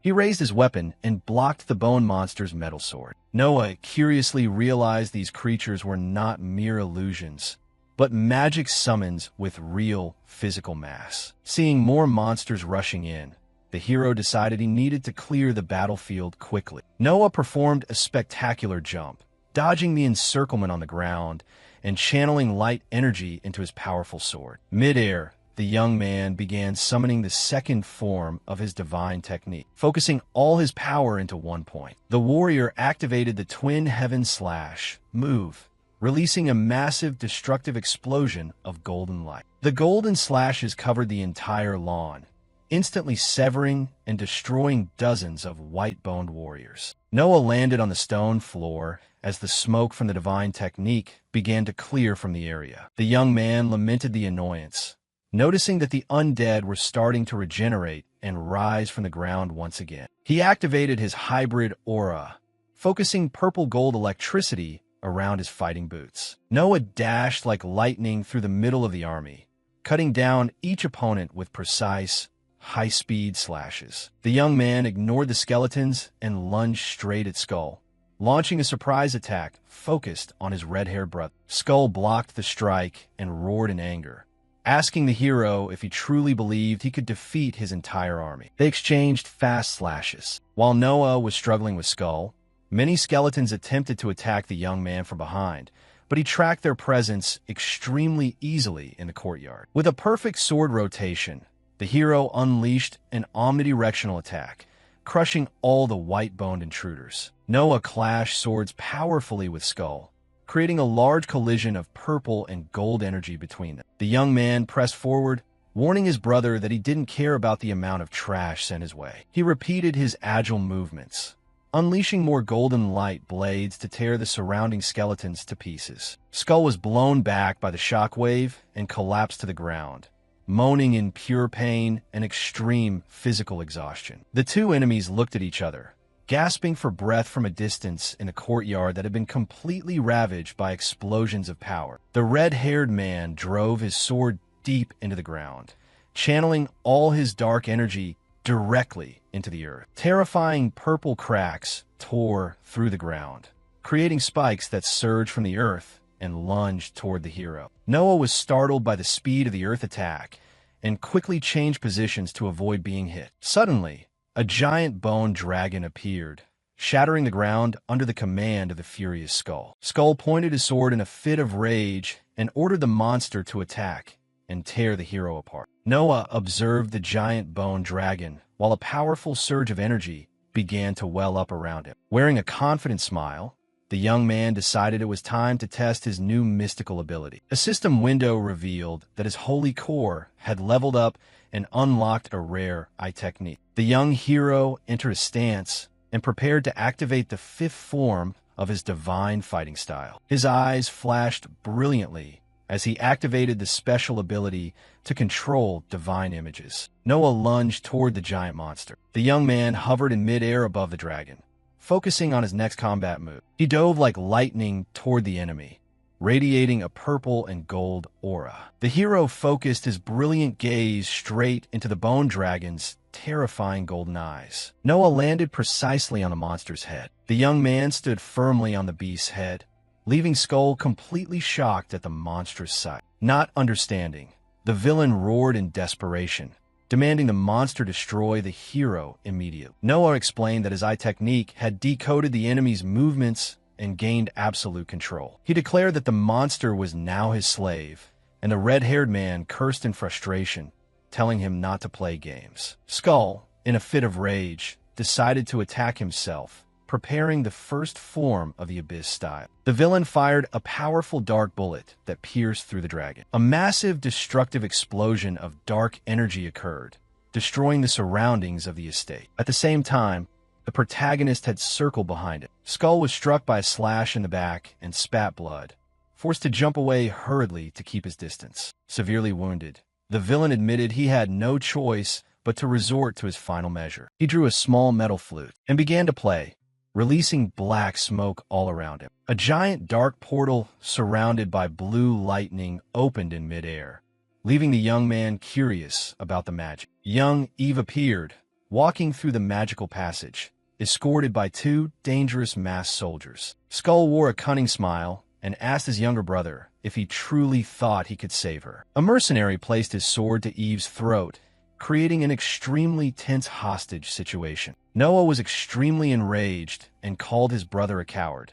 seeing his sister's life in serious danger. The villain assured him that he would release the hostage only after destroying the hero. Noah gritted his teeth in irritation, trying to find a way to resolve the situation without Eve getting hurt. Suddenly, a giant red beam of light descended from above, shattering the ground between the two brothers. Skull backed away, panicked by the power of the explosion, not understanding who dared to intervene here. The majestic heir Damien appeared, in heavy armor and a shield, standing right in front of Eve. Skull panicked upon recognizing his older brother, and Noah observed the appearance of the powerful ally. Damien sternly warned that Eve had declared neutrality, and the rules of the competition forbade attacking her. The red-haired man angrily retorted, trying to justify his desperate actions to win the succession. With flashing red eyes, Damien assured him that he would destroy Skull for violating family rules. The villain collapsed to the ground, cursing in his rage as he realized his plan had completely failed. His older brother focused his sharp gaze and warned the red-haired man not to pull any stupid tricks here. He reminded everyone that this was a fight to the death, focused only on taking the opponent's core. Noah firmly assured that he would not allow anyone to obstruct his path to victory. Damien pointed out that interfering in the competition was also a crime, and he would decide the result of this battle. He ordered Noah and Skull to fight with all their might while he would observe the results as a referee. The young master drew his sword once again and invited his red-haired brother to continue the match in the courtyard. He sarcastically asked if his opponent could fight without having to resort to hostages and children. Skull completely lost his mind, realizing everyone continued to mock his abilities. Skull focused and decided to summon the seventh form of the dangerous Abyss style. In the courtyard, he activated the shadow cloak technique,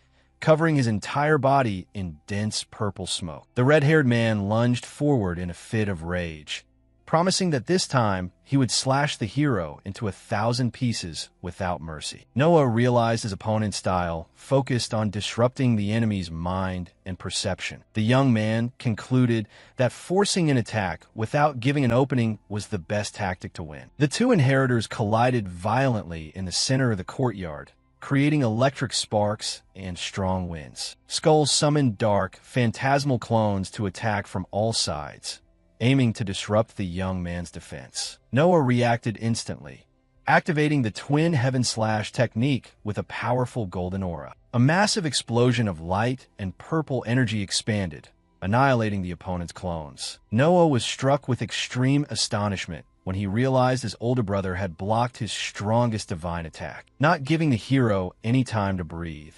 The red-haired man prepared the fourth form of his terrifying abyss style. He summoned the Invisible Slash, with red and black flames radiating across his blade. Skull unleashed a secret attack, tearing through the defenses of Noah, who was trying to protect himself from the lethal collision. The young master poured his tremendous physical strength into blocking the blow, pressing hard against the blade of light. Noah received a shallow cut on his cheek and realized this enhanced strike was impossible to defend against. The young man was thrown backward after trying to regain his balance on the ground. Skull advanced aggressively, roaring that the hero would not be able to escape his relentless attacks. They exchanged new, rapid strikes, creating a spectacle of gold and purple light across the battlefield. Noah groaned in exhaustion under the heavy pressure from Skull, who continued to press forward relentlessly. The red-haired man was frustrated when he realized his younger brother had miraculously avoided a fatal wound. Noah stood his ground, raising his sword to restrain his opponent's terrifying chain of attacks. Massive pillars of golden light erupted from the ground, shattering the stone courtyard with extreme power. Skull leaped skillfully to escape the massive shockwave that swept across the entire combat area. Noah realized that his opponent's phantasmal swordsmanship and powerful defensive capabilities were his greatest strengths. Noah asked why someone as talented as him had to resort to cowardly methods in the clan competition. Skull roared that he had been abandoned by their father, as he thought his phantasmal talent was useless to the clan. The villain explained that resentment had driven him to create the Abyss style to prove his true worth. Skull recalled with bitterness the day the clan completely ignored him, disregarding his efforts. Consumed by hatred, the red-haired man promised that his only remaining option was to win at any cost. With his face covered in blood, he swore to make their father recognize his strength through this battle. The villain said he did not mind getting his hands dirty with evil acts. When a massive red pillar rose, Skull ordered an end to the conversation and commanded the young man to become fuel for his great victory. In the struggle, the red-haired man prepared to summon the ninth form of the Abyss style. Releasing massive energy, he summoned the Black Dragon Destruction, creating a giant red fire beast in midair. The giant red fire beast hovered in the cloudy sky, spreading terror across the area. The red fire dragon dove at high speed straight toward Noah's position on the ground. An absurd explosion occurred in the center of the courtyard, destroying walls and floors with extreme power. Noah managed to protect himself by creating a golden light shield to contain the massive explosion. The young man appeared standing firmly amidst the golden sparks. Keeping his sword ready for the final confrontation, the giant red and black fire dragon hovered right behind Skull, displaying terrifying power. Noah realized his black core had reached a critical energy limit and was beginning to overload. Skull laughed loudly, saying his younger brother had no chance of winning by relying only on ordinary abilities. Without hesitation, the young man reached into his shirt, looking for a secret trump card. The red-haired man's eyes widened in extreme shock as he realized the mysterious item Noah was holding. The young man revealed that he had condensed his own accumulated toxins to use as a strength stimulant. Noah placed the stabilized poison pill into his mouth, swallowing the dangerous item without a second's hesitation. Skull shouted in horror, asking if the young man was crazy to swallow something that could cause him to lose control. Consumed by rage, the hero began to release a terrifying amount of gold and purple energy through all his wounds. Noah smiled, saying the toxins would serve as the perfect fuel to restore his strength. A system window appeared confirming his divine core had reached level 20 and unlocked a new move. Noah remembered his past life as Xenon and vowed never to let history repeat itself in this life. He accumulated energy in his blade and decided to summon the second form of the powerful holy style. The hero activated Radiant Light Image, releasing a massive amount of electrochemical energy. He performed a downward slash while Skull's terrifying red fire dragon lunged aggressively. The two massive moves collided in the courtyard, and Noah's attack split the fire dragon in two. The massive collision created a violent mixed energy explosion that completely destroyed the scenery. A terrifying shockwave sent both warriors flying backward into the ruined courtyard. A massive dome of destructive energy spread out between the gaps, glowing with high intensity. A massive cloud of dust and debris was kicked into the sky by the absurd power of the strike. Damien acted quickly and used a giant metal shield to protect his younger sister from the powerful shockwave. And a massive mushroom cloud rising over the estate, marking the end of the giant confrontation. The brother waited for the smoke to clear, revealing a courtyard completely devastated by the collision. Damien and Eve observed the situation in awe, not knowing who had survived the explosion. The wind blew away the smoke, revealing a defeated Skull kneeling, while the young master stood firm. Noah pointed his blade at his opponent's throat and calmly revealed that he did not want to take his life. The hero ordered the traitor to surrender, but the red-haired man only lowered his head in absolute silence. Skull pretended to accept defeat, promising to hand over his black core, and Noah calmly accepted the deal. Suddenly, Noah's battle intuition screamed a warning as he realized his brother's cunning expression. Before the young man could react, the villain's silver sword pierced his abdomen in a fit of rage. Skull wore a completely insane grin, laughing loudly for having tricked the hero. The villain poured more force into the hilt, pushing the blood-stained blade deeper into Noah's chest. Damien and Eve witnessed the cowardly, treacherous attack in horror. Surprised by the red-haired brother's cowardly attitude, Skull roared madly, declaring that he would never accept defeat or kneel before someone like him. He pulled the sword out violently, screaming that no one was allowed to stand above his strength. Noah coughed violently and collapsed onto the stone floor while clutching his severe abdominal wound. Desperate at the young man's dire condition,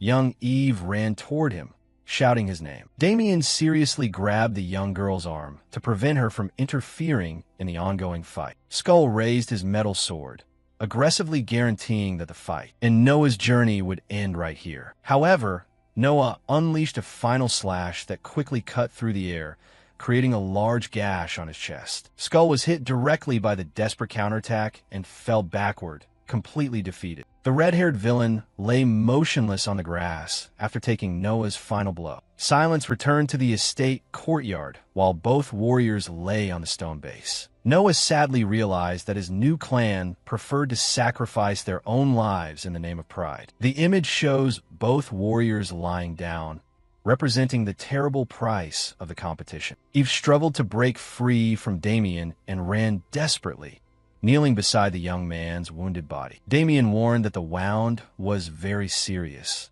but she declared she would use secret magic to heal her younger brother. The young girl focused to her maximum, releasing a thick, brilliant blue mist over the young man. She placed both hands on his chest and activated the first form of the Dark Flower style. The Dark Lantern spell spread through Noah's body, starting to regenerate his internal tissues. The mystical blue energy flowed rapidly through the energy meridians in Noah's arm, soothing the pain. Noah woke up after a day. The young girl explained with relief that she could control his core very well. The young man smiled faintly and sincerely thanked his sister for saving his life there. Eve pointed at Skull's body lying there and declared that the reward for the victory now belonged to Noah. Skull's red-black core hovered in midair, emitting a large amount of dark energy. Noah focused his attention on the glowing orb. Realizing this was an opportunity to become stronger, the hero knelt before the defeated opponent's body under the calm, observant gaze of Sister Eve. He extended his right hand toward the core,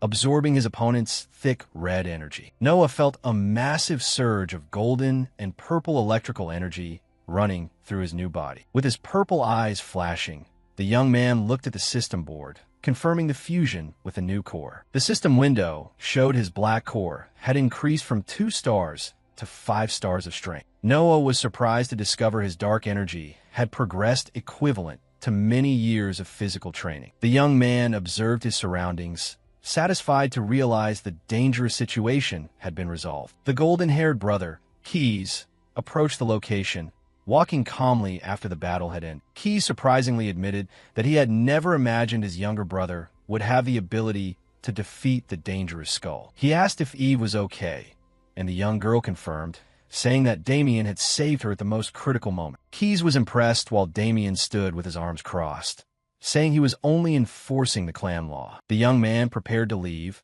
placing his giant metal shield on his back. Damien walked past the young man, giving a serious and evaluative look at the victorious heir, while the other brothers watched the allies' departure with worried and tense expressions. Damien curiously thought about Noah's mysterious power, which seemed to go far beyond an ordinary core. Suddenly, a white-haired subordinate approached the group, interrupting their thoughts. The palace servant formally announced that the powerful family head Victor was summoning Noah. The scene shifted, revealing the majestic architecture of the great citadel, where the fearsome head of the clan resided. In the office, Victor commented that he had heard about Noah seizing the black core of the defeated skull. The powerful family head glanced at the young master with eyes as sharp as knives, demanding confirmation of the truth. Noah maintained an elegant posture and answered directly, confirming that he had won the battle. Victor asked about Skull's strength, and Noah sincerely admitted that his brother was superior to him in every aspect. Curious, the family head asked why the young man believed he could win the succession competition. Noah felt the terrifying mental pressure from his father and concentrated to give the best possible answer. He firmly declared that his thirst for power was greater than any other opponent's. Victor smiled faintly in satisfaction, considering it an excellent answer from a warrior. The family head warned that the dead man had committed unforgivable sins and swore to reward the young man. Noah seized the opportunity and requested that the reward be to be sent on a mission to a very specific location. His father was surprised at his son's lack of greed, pointing out that he could have asked for weapons or gold. The young man replied that the benefits gained from this trip would be greater than any treasure. Satisfied with his son's focus, Victor accepted the condition and asked what destination he desired. The scene shifted as a horse carriage crossed a narrow and dangerous dirt road between misty mountains. Inside the carriage, Noah explained to the two maids that this trip was not for sightseeing. The young man wore a calm smile and asked them to handle everything related to his work. The two maids happily agreed, promising to try their best to support him in the mission. Suddenly, Lydia's eyes widened when she saw a majestic and impressive sight through the window. The maid waved excitedly, pointing toward the horizon and announcing that their destination had appeared. Noah observed the legendary city built through an ancient alliance between dragons and humans. That was the legendary Draconia, a great city surrounded by giant mountain peaks and winged beasts in the sky. Not long after moving, they were stopped by 2 soldiers, forcing the carriage to make an emergency stop. When stepping out of the carriage, the young man was greeted by the guards, who asked if he was the heir of the Dashkul house. The scaled warriors formally introduced themselves as official envoys of Draconia. The guards offered to lead the group from there along the mountain stone path. Noah focused his purple eyes as he sensed a strange and hostile change in the energy around them. The young man stared toward the mountain range, realizing something dangerous was approaching. Noah smiled faintly, thanking the local envoys for the important support they provided. Suddenly, red ogre monsters leaped down from the hillside, screaming that they had identified the target from the Dashkul clan. A monster slammed down onto the ground, creating a thick screen of dust on the road. A pack of sharp-horned ogres completely surrounded the young master's carriage on the spot. The scaled guards panicked and drew their weapons, demanding that Noah step back to protect himself. The ogre tribe is a warrior race specialized in fighting to compete for control of this mountainous region. They value raw strength in conflict. While the lizard men respected order and laws, the commander explained that the beasts were trying to hinder the mission, and Noah assured them he fully understood the danger. The hero ordered Lydia and Selena to immediately get inside the carriage to ensure safety before attacking. The ogres mocked the young man's appearance, claiming that Draconia had truly declined to send such a weak child. The giant ogre leader mocked Noah,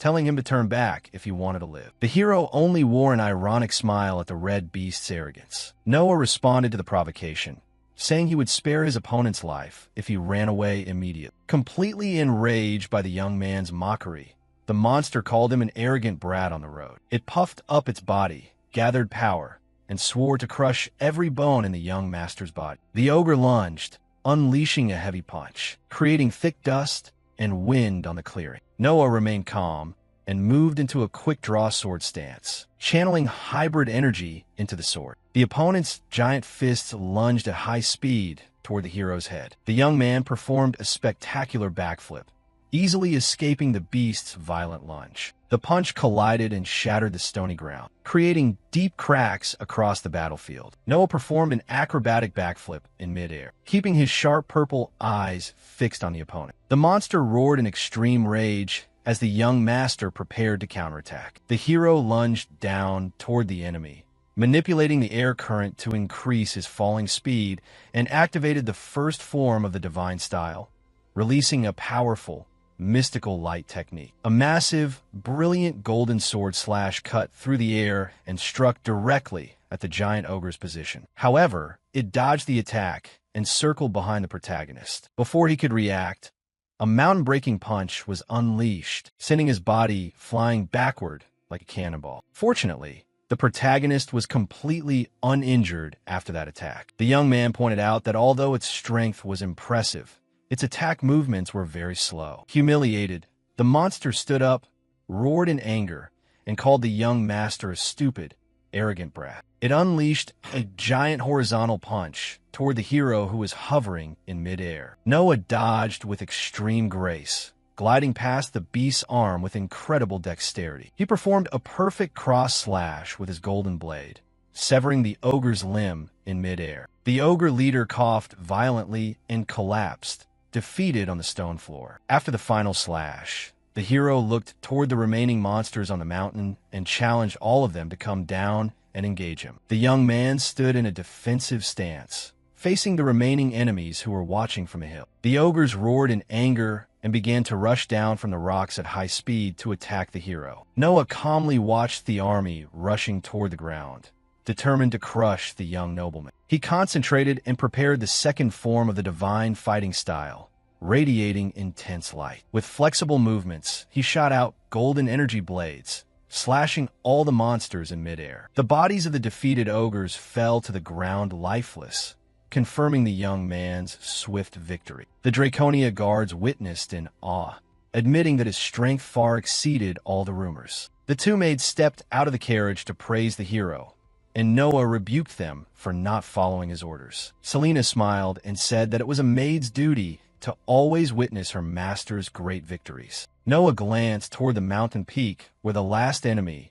was hiding and manifest. In the sky, a majestic warrior riding a red-winged dragon was observing the young man seriously. The mysterious knight wearing golden armor jumped off the dragon, quickly lunging down from the cloud layer. He landed imposingly, creating a large screen of dust on the path in front of everyone. The warrior revealed that he had witnessed the entire battle and praised the strength the young man had shown there. He introduced himself as Adelbalt Fangray, the powerful commander of the local dragon knights. When asked why he hadn't helped, he said that a king could not be so weak that he needed to be saved. Noah smiled and asked if he had passed the warrior's test yet. The commander nodded in confirmation, and Adelbalt promised to lead the young master directly to meet the esteemed Lord Alcardos. The journey continued with an official dragon escort across the city's stone bridges. Selena was amazed to see humans and lizard men living together harmoniously on the streets. The two maids commented that a kingdom with such harmony among different races was extremely rare. The guide suggested they could explore the surroundings later, assuring them that everyone would love this place. A majestic blue dragon flew across the sky above the carriage,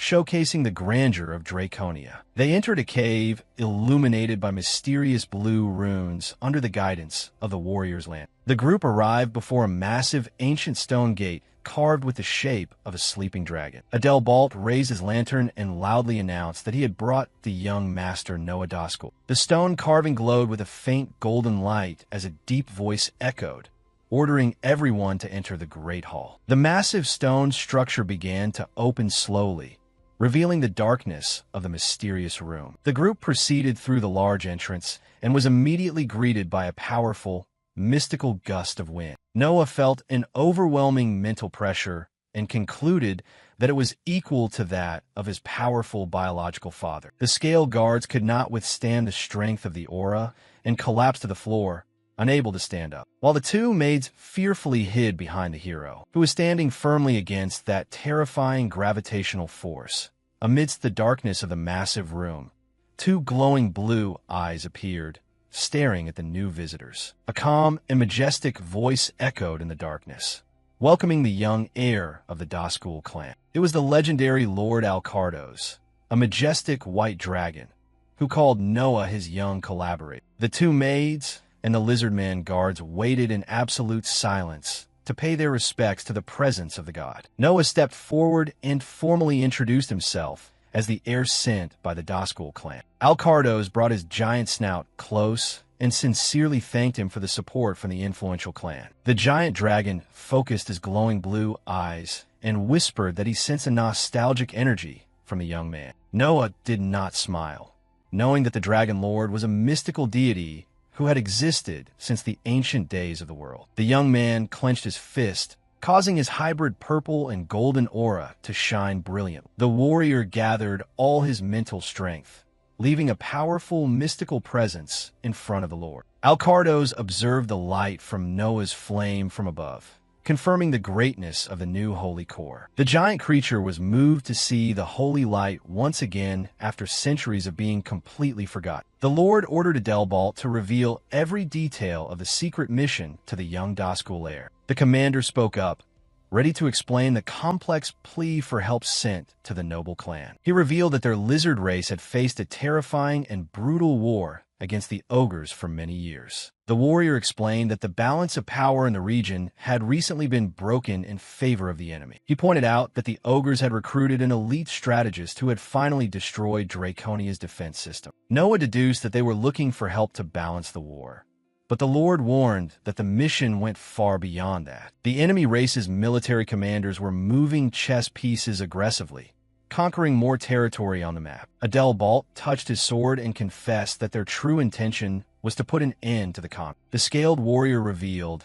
that the mission must be completed quickly before a tragic event occurred. He shared that the esteemed dragon, Lord Alcardos, was very old and was approaching the twilight of his long life. Noah did not smile when realizing the remaining time of this powerful leader was extremely short. The commander revealed that when Alcardos passed away, he would create a massive source of power called the Alcardos Core. Noah remembered that in his past life, this mystical treasure had fallen into the hands of villains, causing a major catastrophe. With determination, the young man accepted the difficult mission, promising to prevent the core from being stolen by the villains. The Lord thanked him and promised that Noah would be able to collect his remains as rare materials after he passed away. The commander swore to provide full support for the journey and decided to reveal one more dangerous secret about the enemy. Adelbalt said there was a rumor spreading that the ogres had captured the legendary 8 treasure orb. Noah was quite worried when receiving information about the possession of such a dangerous mystical item. This powerful relic was an artifact capable of overwhelmingly enhancing a nation's military power. The hero promised to investigate the situation and planned to ask Eve for support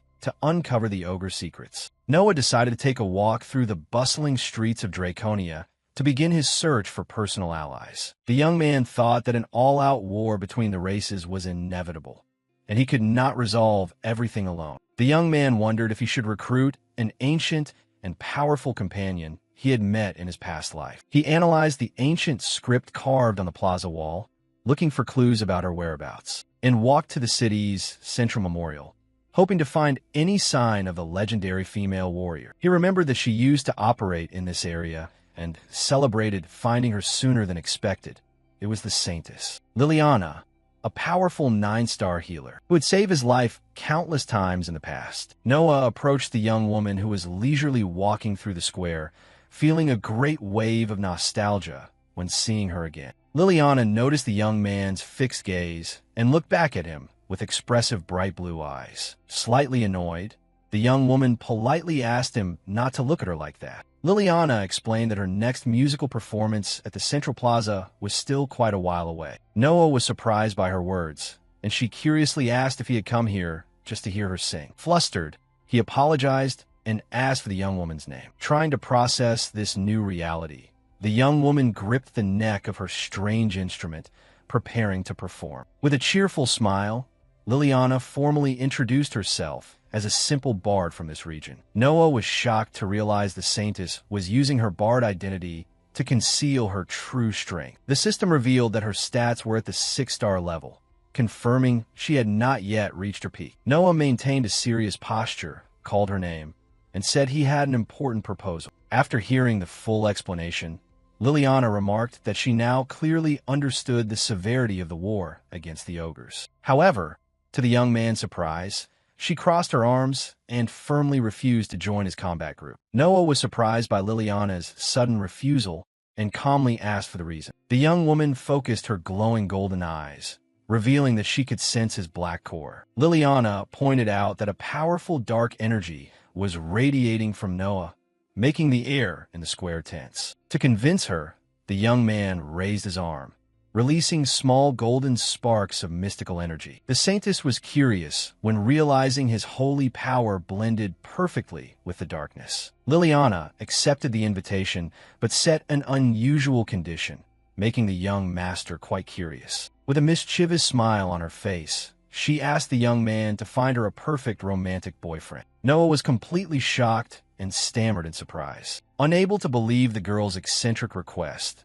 the young man imagined awkward situations from his past life. Recalling the ally's special habit, she demanded the suitor be a strong gentleman, forbidding anyone carrying a black cord. Noah smirked, realizing Liliana's enthusiastic personality hadn't changed at all. The hero thought of the Dragon Knight Adelbalt and assured her that he had the perfect candidate to help her. Immediately, the young woman reached out her hand to seal the partnership deal, warning that she would place all her trust in his word. Noah shook Liliana's hand firmly, sealing the deal under his new identity as Noah Doskel. The carriage departed, leaving the majestic mountain city of Draconia, heading toward a new goal.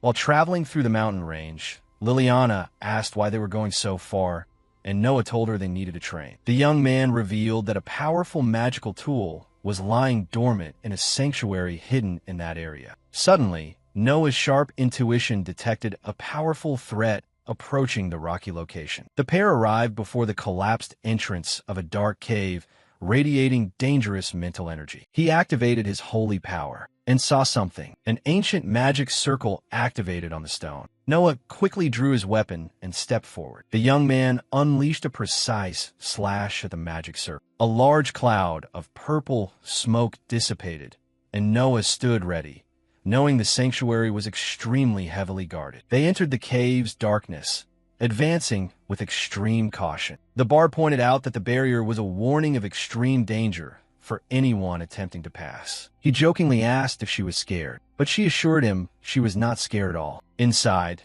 the cave was filled with beautifully glowing blue crystals lighting the way. Noah led the group, keeping his sword ready for any sign of a threat. Suddenly, a shadow as fast as lightning cut through the air, forcing the hero to raise his weapon. 3 wolf-like beasts with sharp horns emerged from the darkness and rushed toward the group. Liliana opened her magic support book and said she would be responsible for supporting the rear in the battle. A sharp-horned wolf lunged at high speed, trying to bite the hero with its razor-sharp teeth. Noah focused, channeled electric power into his blade, and prepared to unleash a vertical slash. With lightning-fast movements, the young man sliced through both beasts in mid-air with his holy swordsmanship. With lightning-fast movements, the young man sliced through both beasts in mid-air with his holy swordsmanship. The air smirked sarcastically, declaring he could defeat such low-level opponents by himself. Liliana was extremely impressed by the young man's speed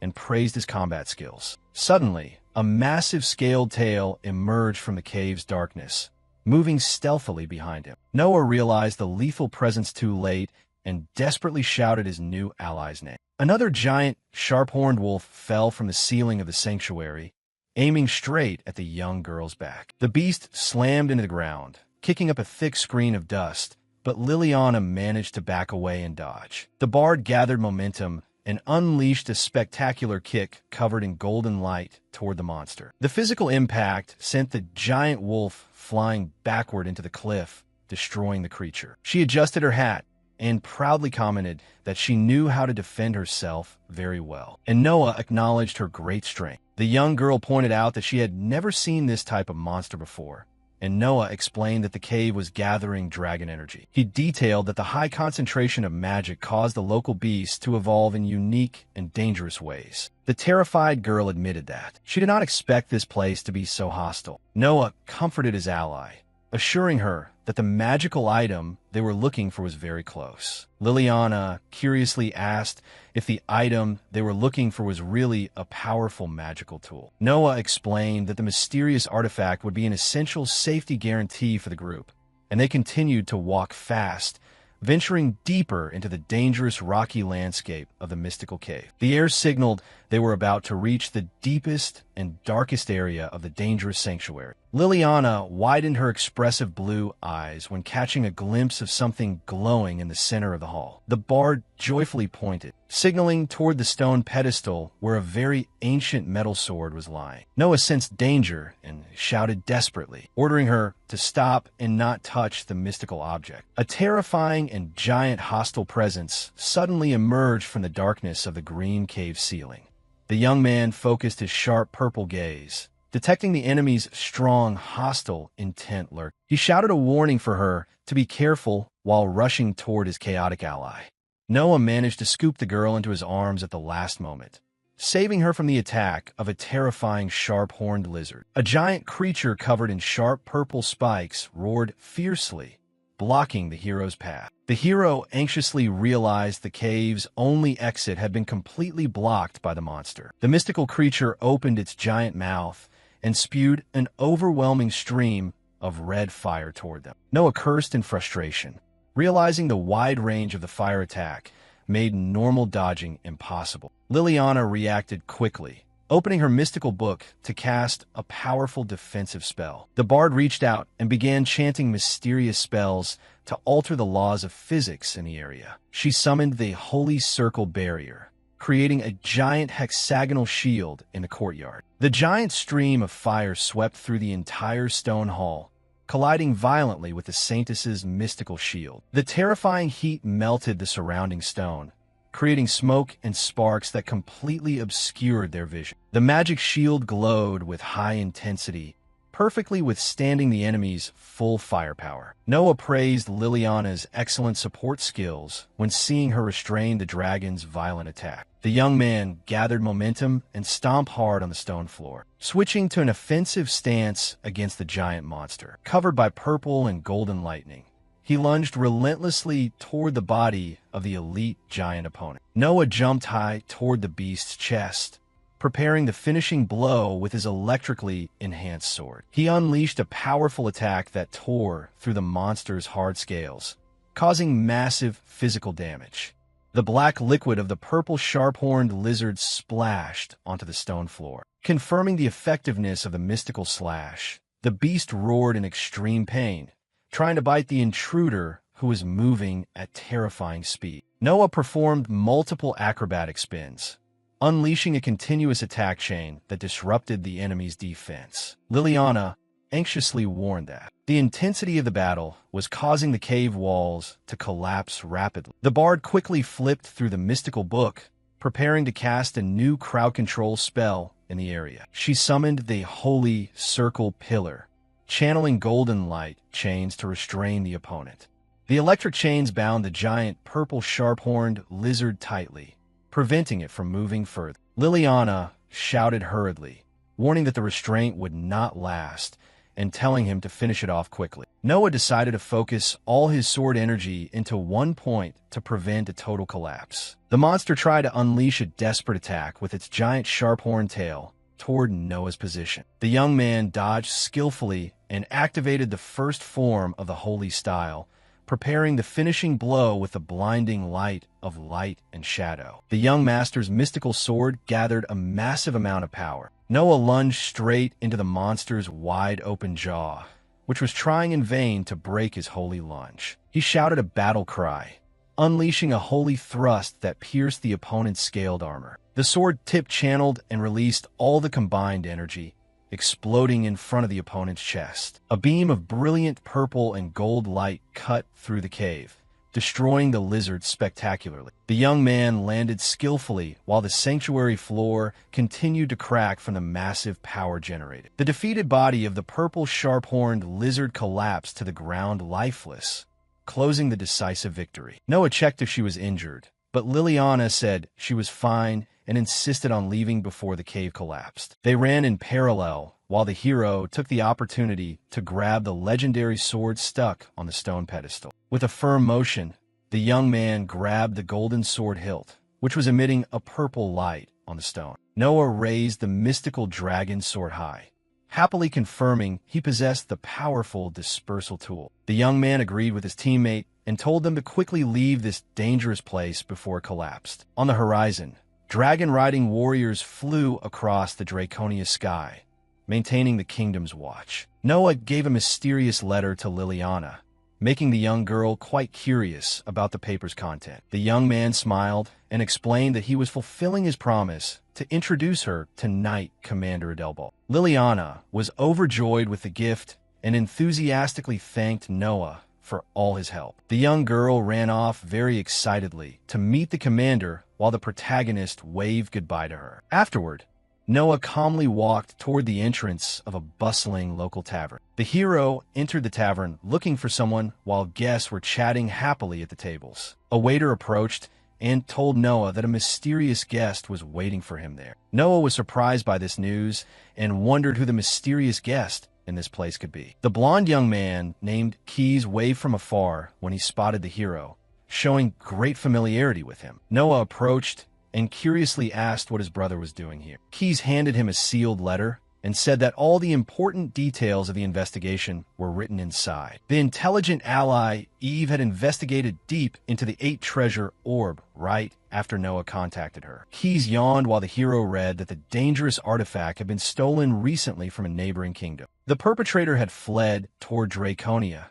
showing that this relic was intended to be used in the upcoming war. The report sent a serious warning about the unfathomable dangers of using such a powerful mystical item. The document clearly stated that the orb's power was destructive and capable of wiping an entire city off the map. The terrifying mystical magic known as Falling Star had the potential to cause unprecedented destruction. Noah carefully read the details on the paper. Noah was startled when realizing this was the very type of magic that had destroyed Draconia in his past life. The message ended with a warning that she had sent Keys to assist and requested that the young man must return safely from mission. The blonde young man explained that besides providing support, he wanted to observe the Dragon Knights battle up close. He smiled and said, "This is a great deal," and the young master sincerely thanked his brother for the support. Suddenly, the tavern door was pushed open forcefully, attracting the attention of everyone inside. Liliana appeared looking extremely angry,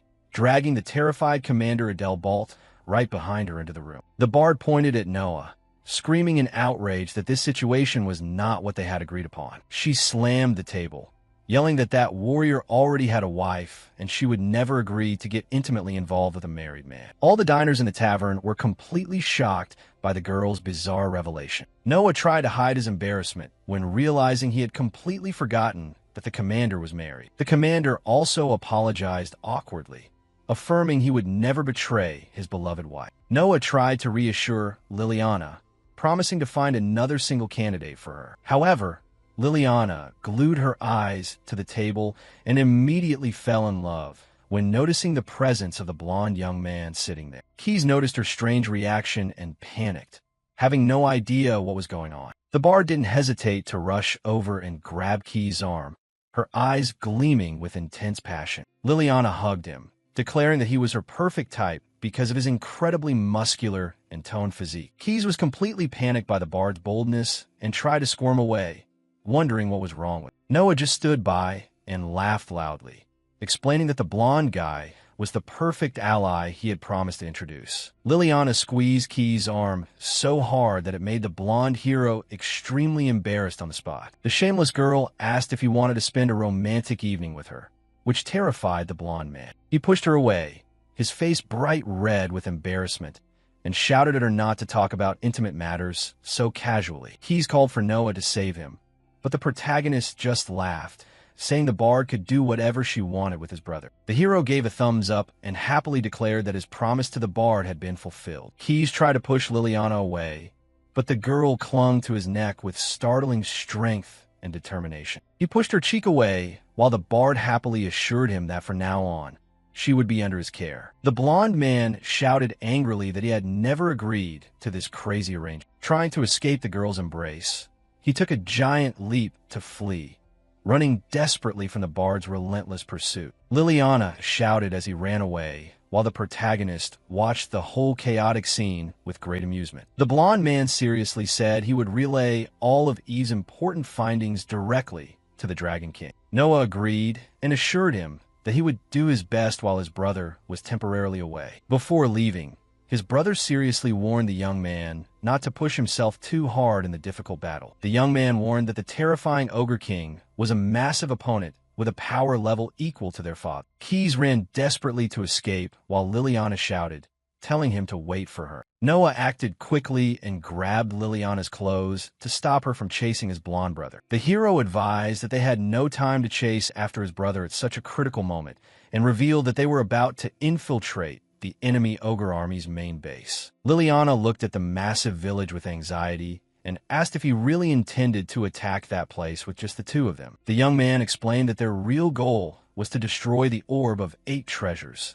not to start an all-out war. Even after hearing his teammates' logical explanation, the bard was still quite worried about his plan. She asked how they could get past the entire force of heavily guarded monsters in the village. Noah suddenly lifted Liliana into his arms, confidently commenting that ogres were very sluggish creatures. The protagonist focused powerful magical lightning energy into his boots to maximize his speed. With the girl in his arms, Noah smiled, assuring her that they would glide past the guards like a flash of light. The hero lunged forward at high speed, leaving only a mysterious trail of light on the stone stairs. The couple dashed through the entire monster village at an absurd speed, giving the enemy no time to react. An ogre guard sensed a slight breeze and a mysterious light passing near his position. He panicked when he realized a blurry yellow streak was rushing toward the base's main gate. But before he could raise an alarm, his head was completely severed. It fell right at the feet of another guard,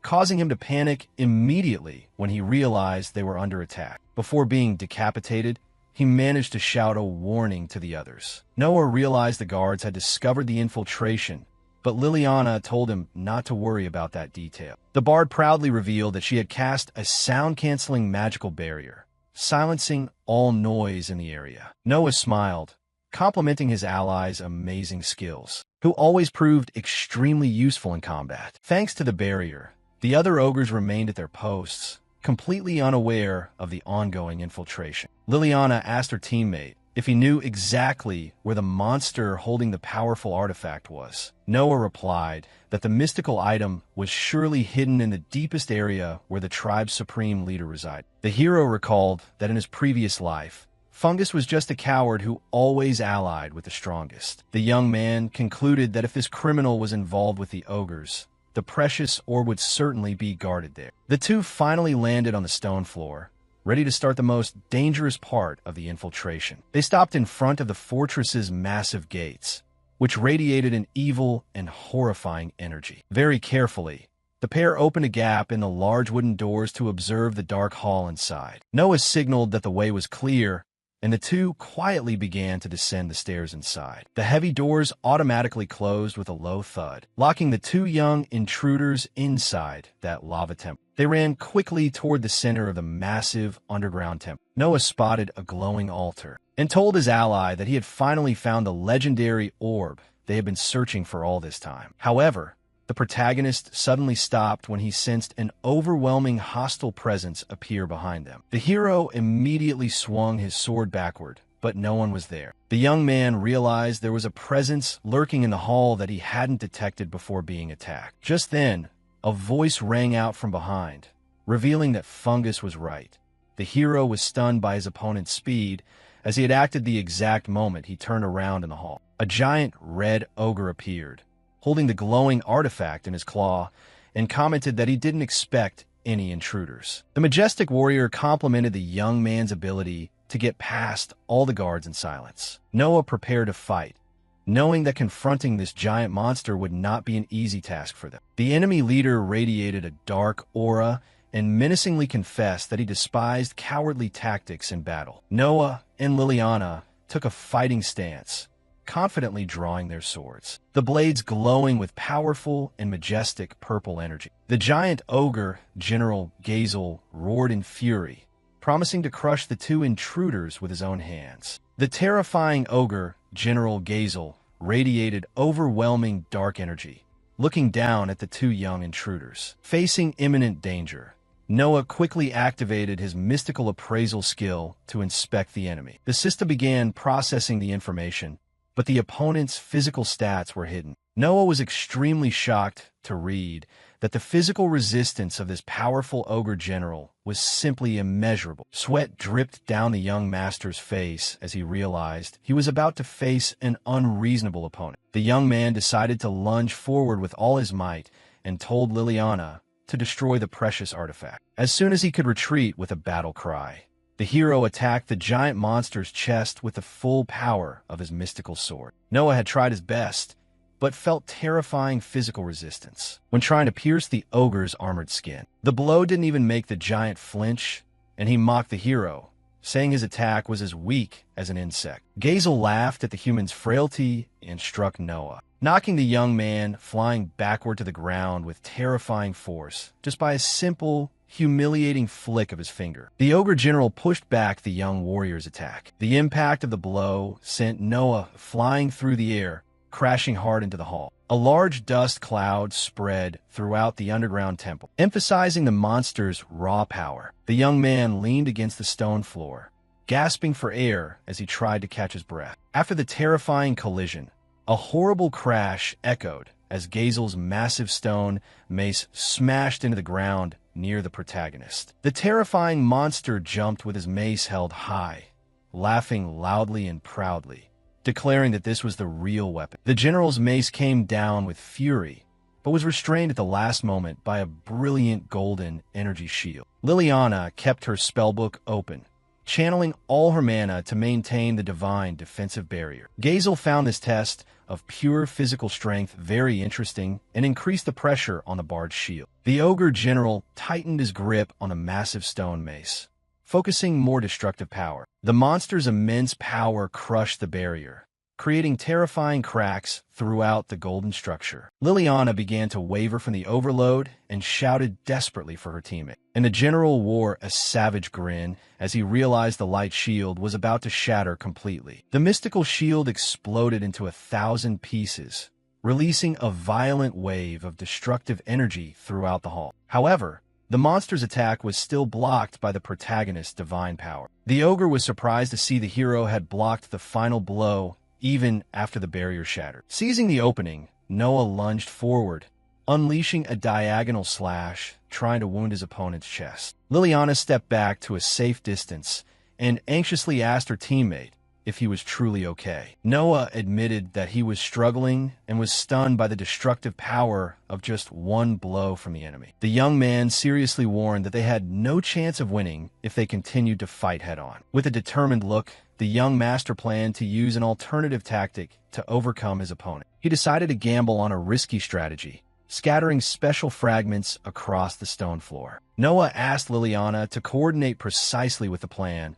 and the bard prepared to cast magic. The young man threw his magical sword toward his opponent as a temporary decoy in the battle. Liliana summoned divine judgment, unleashing an impressive rain of golden light spears from the ceiling. Noah ran at high speed beneath the storm of light spears, aiming for the ogre general's blind spot. Gazel laughed confidently, roaring that such weak attacks would never defeat him. With a quick movement of his mace, the monster easily destroyed the light spears created by the Holy Maiden. The bard bit her lip in fear, realizing her strongest move had caused no real damage. Noah activated his divine power technique, focusing an intense, brilliant golden aura in his hands. Under the hero's command, the previously scattered fragments began to levitate and glow brightly. The young man fired the holy magic flying sword, catching the giant monster by surprise with the attack. Noah shouted convincingly, warning that the monster would have nowhere to hide from this combined power. A massive pillar of golden light and lightning struck Gazel, destroying everything around him in a fit of rage. The ogre general's eyes flashed with unyielding, killing intent. Although he had taken the full impact of the magic, the monster still charged with hatred through the blinding light, swinging his stone mace to tear the air and crush the intruder. Noah didn't back down and decided to confront the giant head-on. Running toward the enemy, the young man braced his physical stance, focusing all his remaining mental strength into his right leg. The hero unleashed a powerful kick, summoning a massive magic circle that struck Gazel's chin. Noah fell backward after the strike, but quickly used the air to regain his combat balance. The hero quickly pointed his index finger, firing the mystical sword toward the enemy's floating target. The flying sword moved fast and struck the orb of energy that the ogre general was guarding in the hall. Noah gritted his teeth in anger and shouted at the top of his lungs that the powerful artifact had to be destroyed once and for all. The attack hit the artifact's core, creating glowing cracks and triggering a massive chain reaction. Waves of golden energy and lightning began to escape from the damaged orb, about to explode in a fit of rage. Gazel reached out, trying to restrain the treasure's terrifying reaction. As the violent explosion threw the hero away, a blinding and destructive light covered both warriors' vision, signaling the activation of the massive blast. A massive explosion shook the temple's stone structure, creating terrifying heat waves everywhere. The destructive impact swept through the entire ogre village, leaving the monsters panicked by the massive amount of energy released into the air. The couple was covered by a golden hexagonal shield to protect them from dangerous debris. Liliana breathed a sigh of relief, believing they had won. But Noah seriously warned her not to let her guard down. A savage laugh echoed through the flames, revealing that the ogre general had survived the terrifying explosion. Gazel appeared majestically from the smoke, mocking the attack and calling the explosion a little joke. An ogre army rushed toward the two heroes as they realized the danger of being surrounded. The hero prepared for a tactical retreat, knowing that confronting that entire army would be madness. A massive stone pillar collapsed, shattering the stone floor as the monsters tried to crush their exit. And suddenly, a giant dragon flew across the red sky. Noah smiled when he recognized the mystical creature. Keys appeared riding the mystical creature and hurriedly reached out his hand, shouting for his younger brother to climb up quickly. Noah lifted Liliana into his arms again and hurriedly left before the enemy could catch up. Stone pillars rising from everywhere were the path that helped the protagonist leap into the air. From high in the sky, Noah analyzed and observed the battlefield, planning the next steps of their journey. On the ground, Gazel laughed savagely, holding the broken orb and radiating a dark aura with terrifying killing intent. The mystical treasure orb seemed to have lost control, proving that Noah's plan had indeed succeeded. Noah focused his glowing purple eyes toward the horizon, aware that the battle had only just begun in this area. The red dragon flew toward the sunset, carrying the two young people safely back to the Draconia Kingdom. In the meeting room, the dragon generals were surprised to see Noah return alive and asked about the artifact. Noah explained that he had dealt a critical blow that caused the artifact's power to spin out of control, reducing its usage limit. Keys commented with satisfaction that because of this, the military situation of the Draconia Kingdom had improved significantly. Suddenly, a messenger soldier ran into the meeting room, shouting that he needed to report an emergency. The dragon commander panicked upon hearing that the entire ogre army had launched an invasion at the border. Noah remained calm and affirmed that everything was going according to plan, because the ogres wanted to end the war before the artifact weakened. The hero promised to end the conflict before the life of the respected dragon lord ended. On the horizon,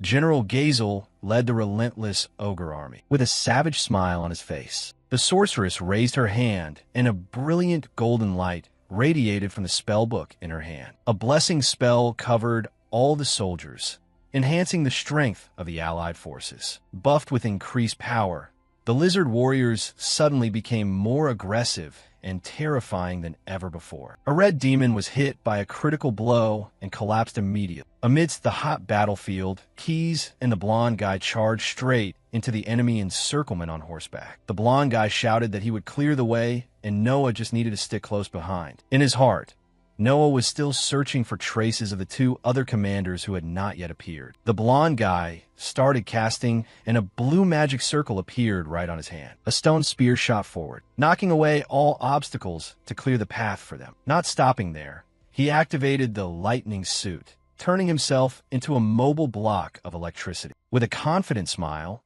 it was clear that a spectacular performance was about to unfold. He waved his hand, controlling the lightning-imbued stone to fly forward. The stone lunged straight toward the demon army with terrifying speed. Immediately, two demons stepped out to block the giant stone. Seeing this, Keys just let out a cold laugh. "Explode," he said, clenching his fist. A blinding explosion erupted, swallowing those who dared to block their path. The force of the attack kicked up a thick cloud of dust, and a large area of the battlefield was covered by electric current. The red demons lay scattered on the ground. Whether dead or alive, it was unclear. Noah urged his horse to gallop quickly through the rubble, advancing deeper into enemy territory. The lizard army eagerly rushed forward, cheering and surging like a wave behind Noah. Noah swung his sword, cutting down any demon in his path with a relentless rhythm. The red demon army began to panic, calling for everyone to gather forces to deal with this human. Noah's gaze locked onto the red demon commander, who was standing arrogantly in front. A brilliant purple slash cut across, clearing out the infantry surrounding the commander. He urged his horse to leap high, preparing to unleash a powerful opening strike. Upon closing the distance, he immediately leaped off his horse toward the commander. Noah got into position, his sword radiating an overwhelming purple and golden light. The blade hit the demon's thick skin, creating sparks flying everywhere. A sharp slash tore through the giant's chest, taking him by surprise. Noah frowned slightly and nodded. This guy was tougher and more durable than he thought. The red demon commander gritted his teeth in anger, his eyes full of hatred fixed on the small intruder. He ordered his henchmen to surround him, but Noah remained cold and calm. The demon swung his giant spiked mace, roaring in contempt at Noah's ability. Noah looked at him as if he were the perfect subject to test the new technique he had just learned. A list of techniques appeared, and Noah began to channel the third awakening of divine power. Holy Demon Void Slash. The sword pierced straight into the demon commander's chest. However, the tip of the sword only slightly pierced the demon's chest without causing much damage. This made the commander smug, and he swung his weapon straight toward the protagonist. However, at that very moment, a smile spread across Noah's face as he whispered, "It's over." The very next moment, the commander's head suddenly started to glow. After that, his entire body swelled like a balloon being blown to its limit. Finally, it exploded directly, blasting away the demons standing nearby. Noah stood there as if completely unaffected by the explosion. The remaining red demons froze in horror, witnessing their leader being taken down in the blink of an eye. Noah blew a sharp whistle, his cold eyes sweeping over the remnants of the army. His whistle caught the attention of everyone on the battlefield. Noah held the commander's bloody horn high and loudly declared their victory. The morale of the lizard army soared as they rushed out to hunt down the enemy. However, Noah still felt uneasy, wondering why the notorious Oni tribe was so weak. He continued to lunge deep into the encirclement, clearing out the stubborn remaining demons. The red demons screamed in desperation as Noah's silhouette flashed by like a deadly wind. Afterward, Noah chose a high vantage point. He carefully observed the entire battlefield. Although the lizard side seemed to be winning, Noah still felt doubt in his heart. He began to realize this was just a decoy. His purple eyes hardened. Suspicion of a larger plot began to rise. The true masterminds had not yet appeared, meaning the real target lay elsewhere. Draconia! Noah shouted in horror as he thought of the Dragon City being attacked. From the cliff, he looked down at the battlefield below and realized this was the only way back. Unable to wait any longer, Noah decided to forge the shortest path himself to save Draconia. Meanwhile, another red demon army was secretly infiltrating the Draconia Mountains. The entire city was now submerged in a sea of flames and bodies lay scattered everywhere. Naturally, General Gazel was also present. He hadn't expected them to use a precious gem to destroy an entire mountain. Master Fungus was truly a brilliant strategist. Hearing that, Fungus also gave a smug smile.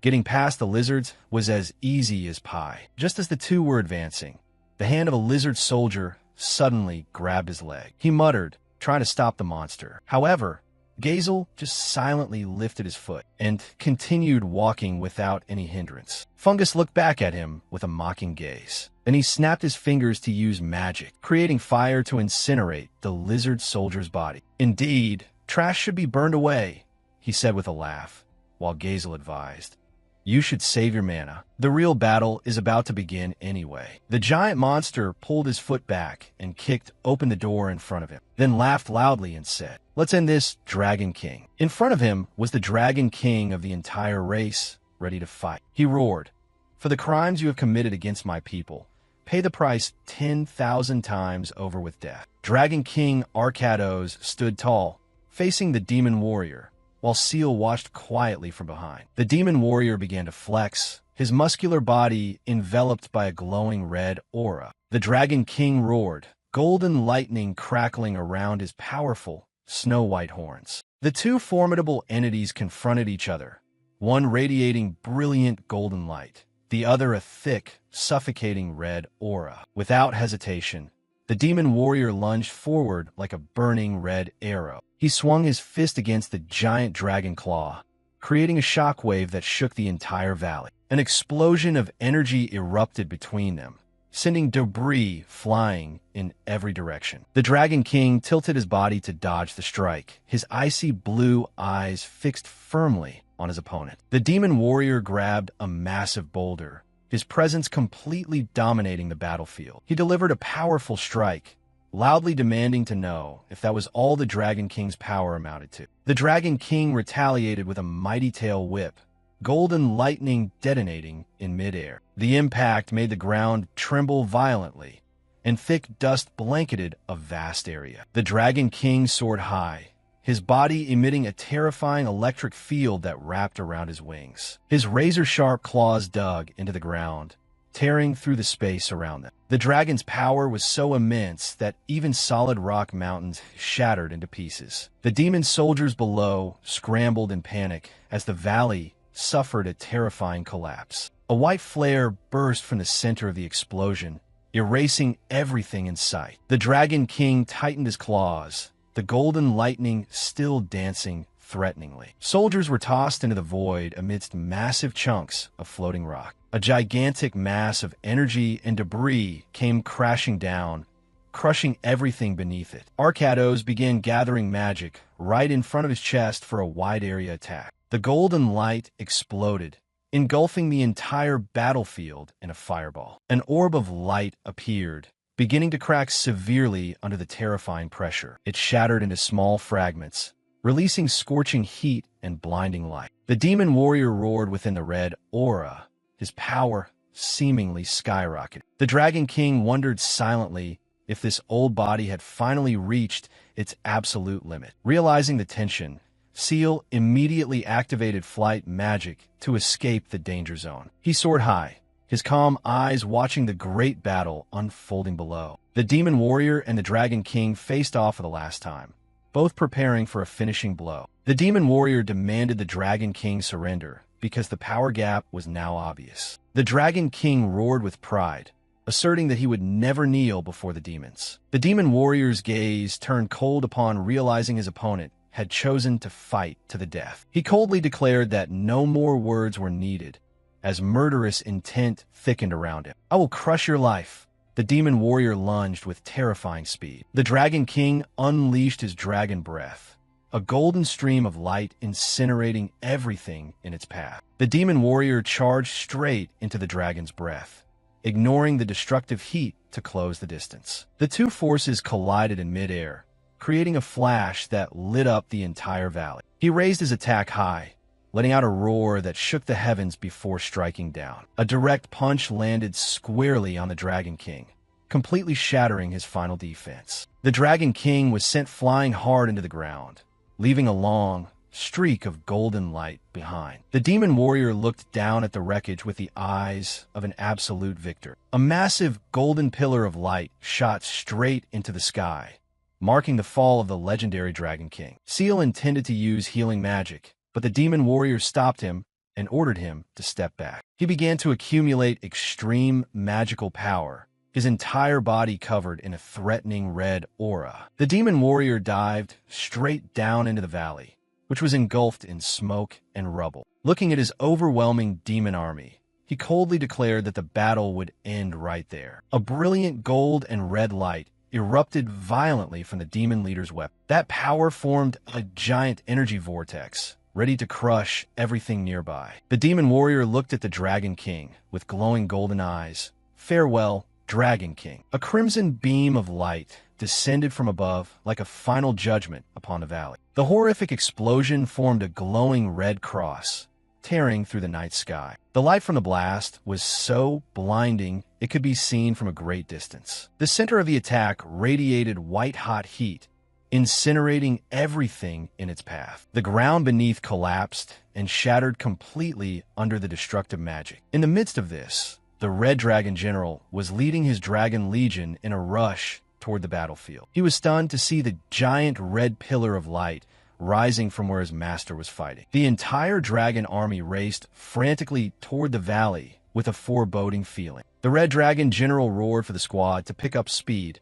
fearing the worst had happened. Upon arrival, they looked down in horror at a deep, bottomless pit filled with thick smoke and dust. The demon warrior stood imposingly amidst the ruins, displaying the majesty of the winner. The Dragon King lay collapsed with a strange, glowing star-shaped wound right in the center of his chest. Rage flared, and the Red Dragon General shouted, demanding to know what the opponent had done to the Dragon King. He leaped from his dragon's back, swinging his massive battle axe as he charged the demon warrior. A scream tore through the air as he poured all his killing intent into the desperate attack. However, the demon warrior easily blocked the bone-crushing axe swing with just one hand. The Red Dragon General was sent recoiling, bracing himself with eyes burning with hatred. The demon leader coldly declared that the outcome of this battle had long been decided. He offered to spare the Dragon Kin if they laid down their weapons right now. Suddenly, a strange purple magic circle appeared, surrounding the Dragon King's massive body. Dark mana rose in swirls, signaling that an underhanded scheme was taking place. Dragon King Arcados coughed up blood in pain as he felt his strength being drained from his body. A glowing golden crystal containing the dragon's core power was snatched away by a mysterious hand. Seal was shocked as he recognized the incredibly important item.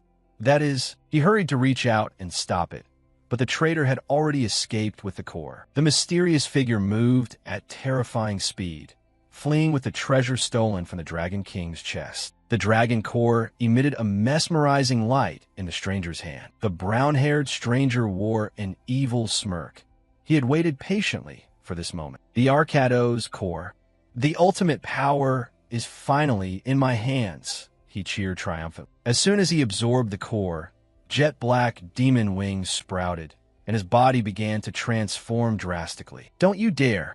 Seal screamed and immediately activated the light-dark flash technique to stop him. A brilliant cross-shaped beam of light descended from above directly onto the traitor's position. The ground shook violently once more following Seal's powerful magic attack. He landed with a sharp gaze, magic still swirling around his body. However, The enemy had already drawn a sword that radiated powerful purple light. The brown-haired stranger stood tall against the burning sky, the Arcado's core glowing blindingly from his chest, marking the birth of an entity with terrifying power. He wore an arrogant smile, ready to use the purple lightning sword in his hand to crush anyone who dared to stand in his way.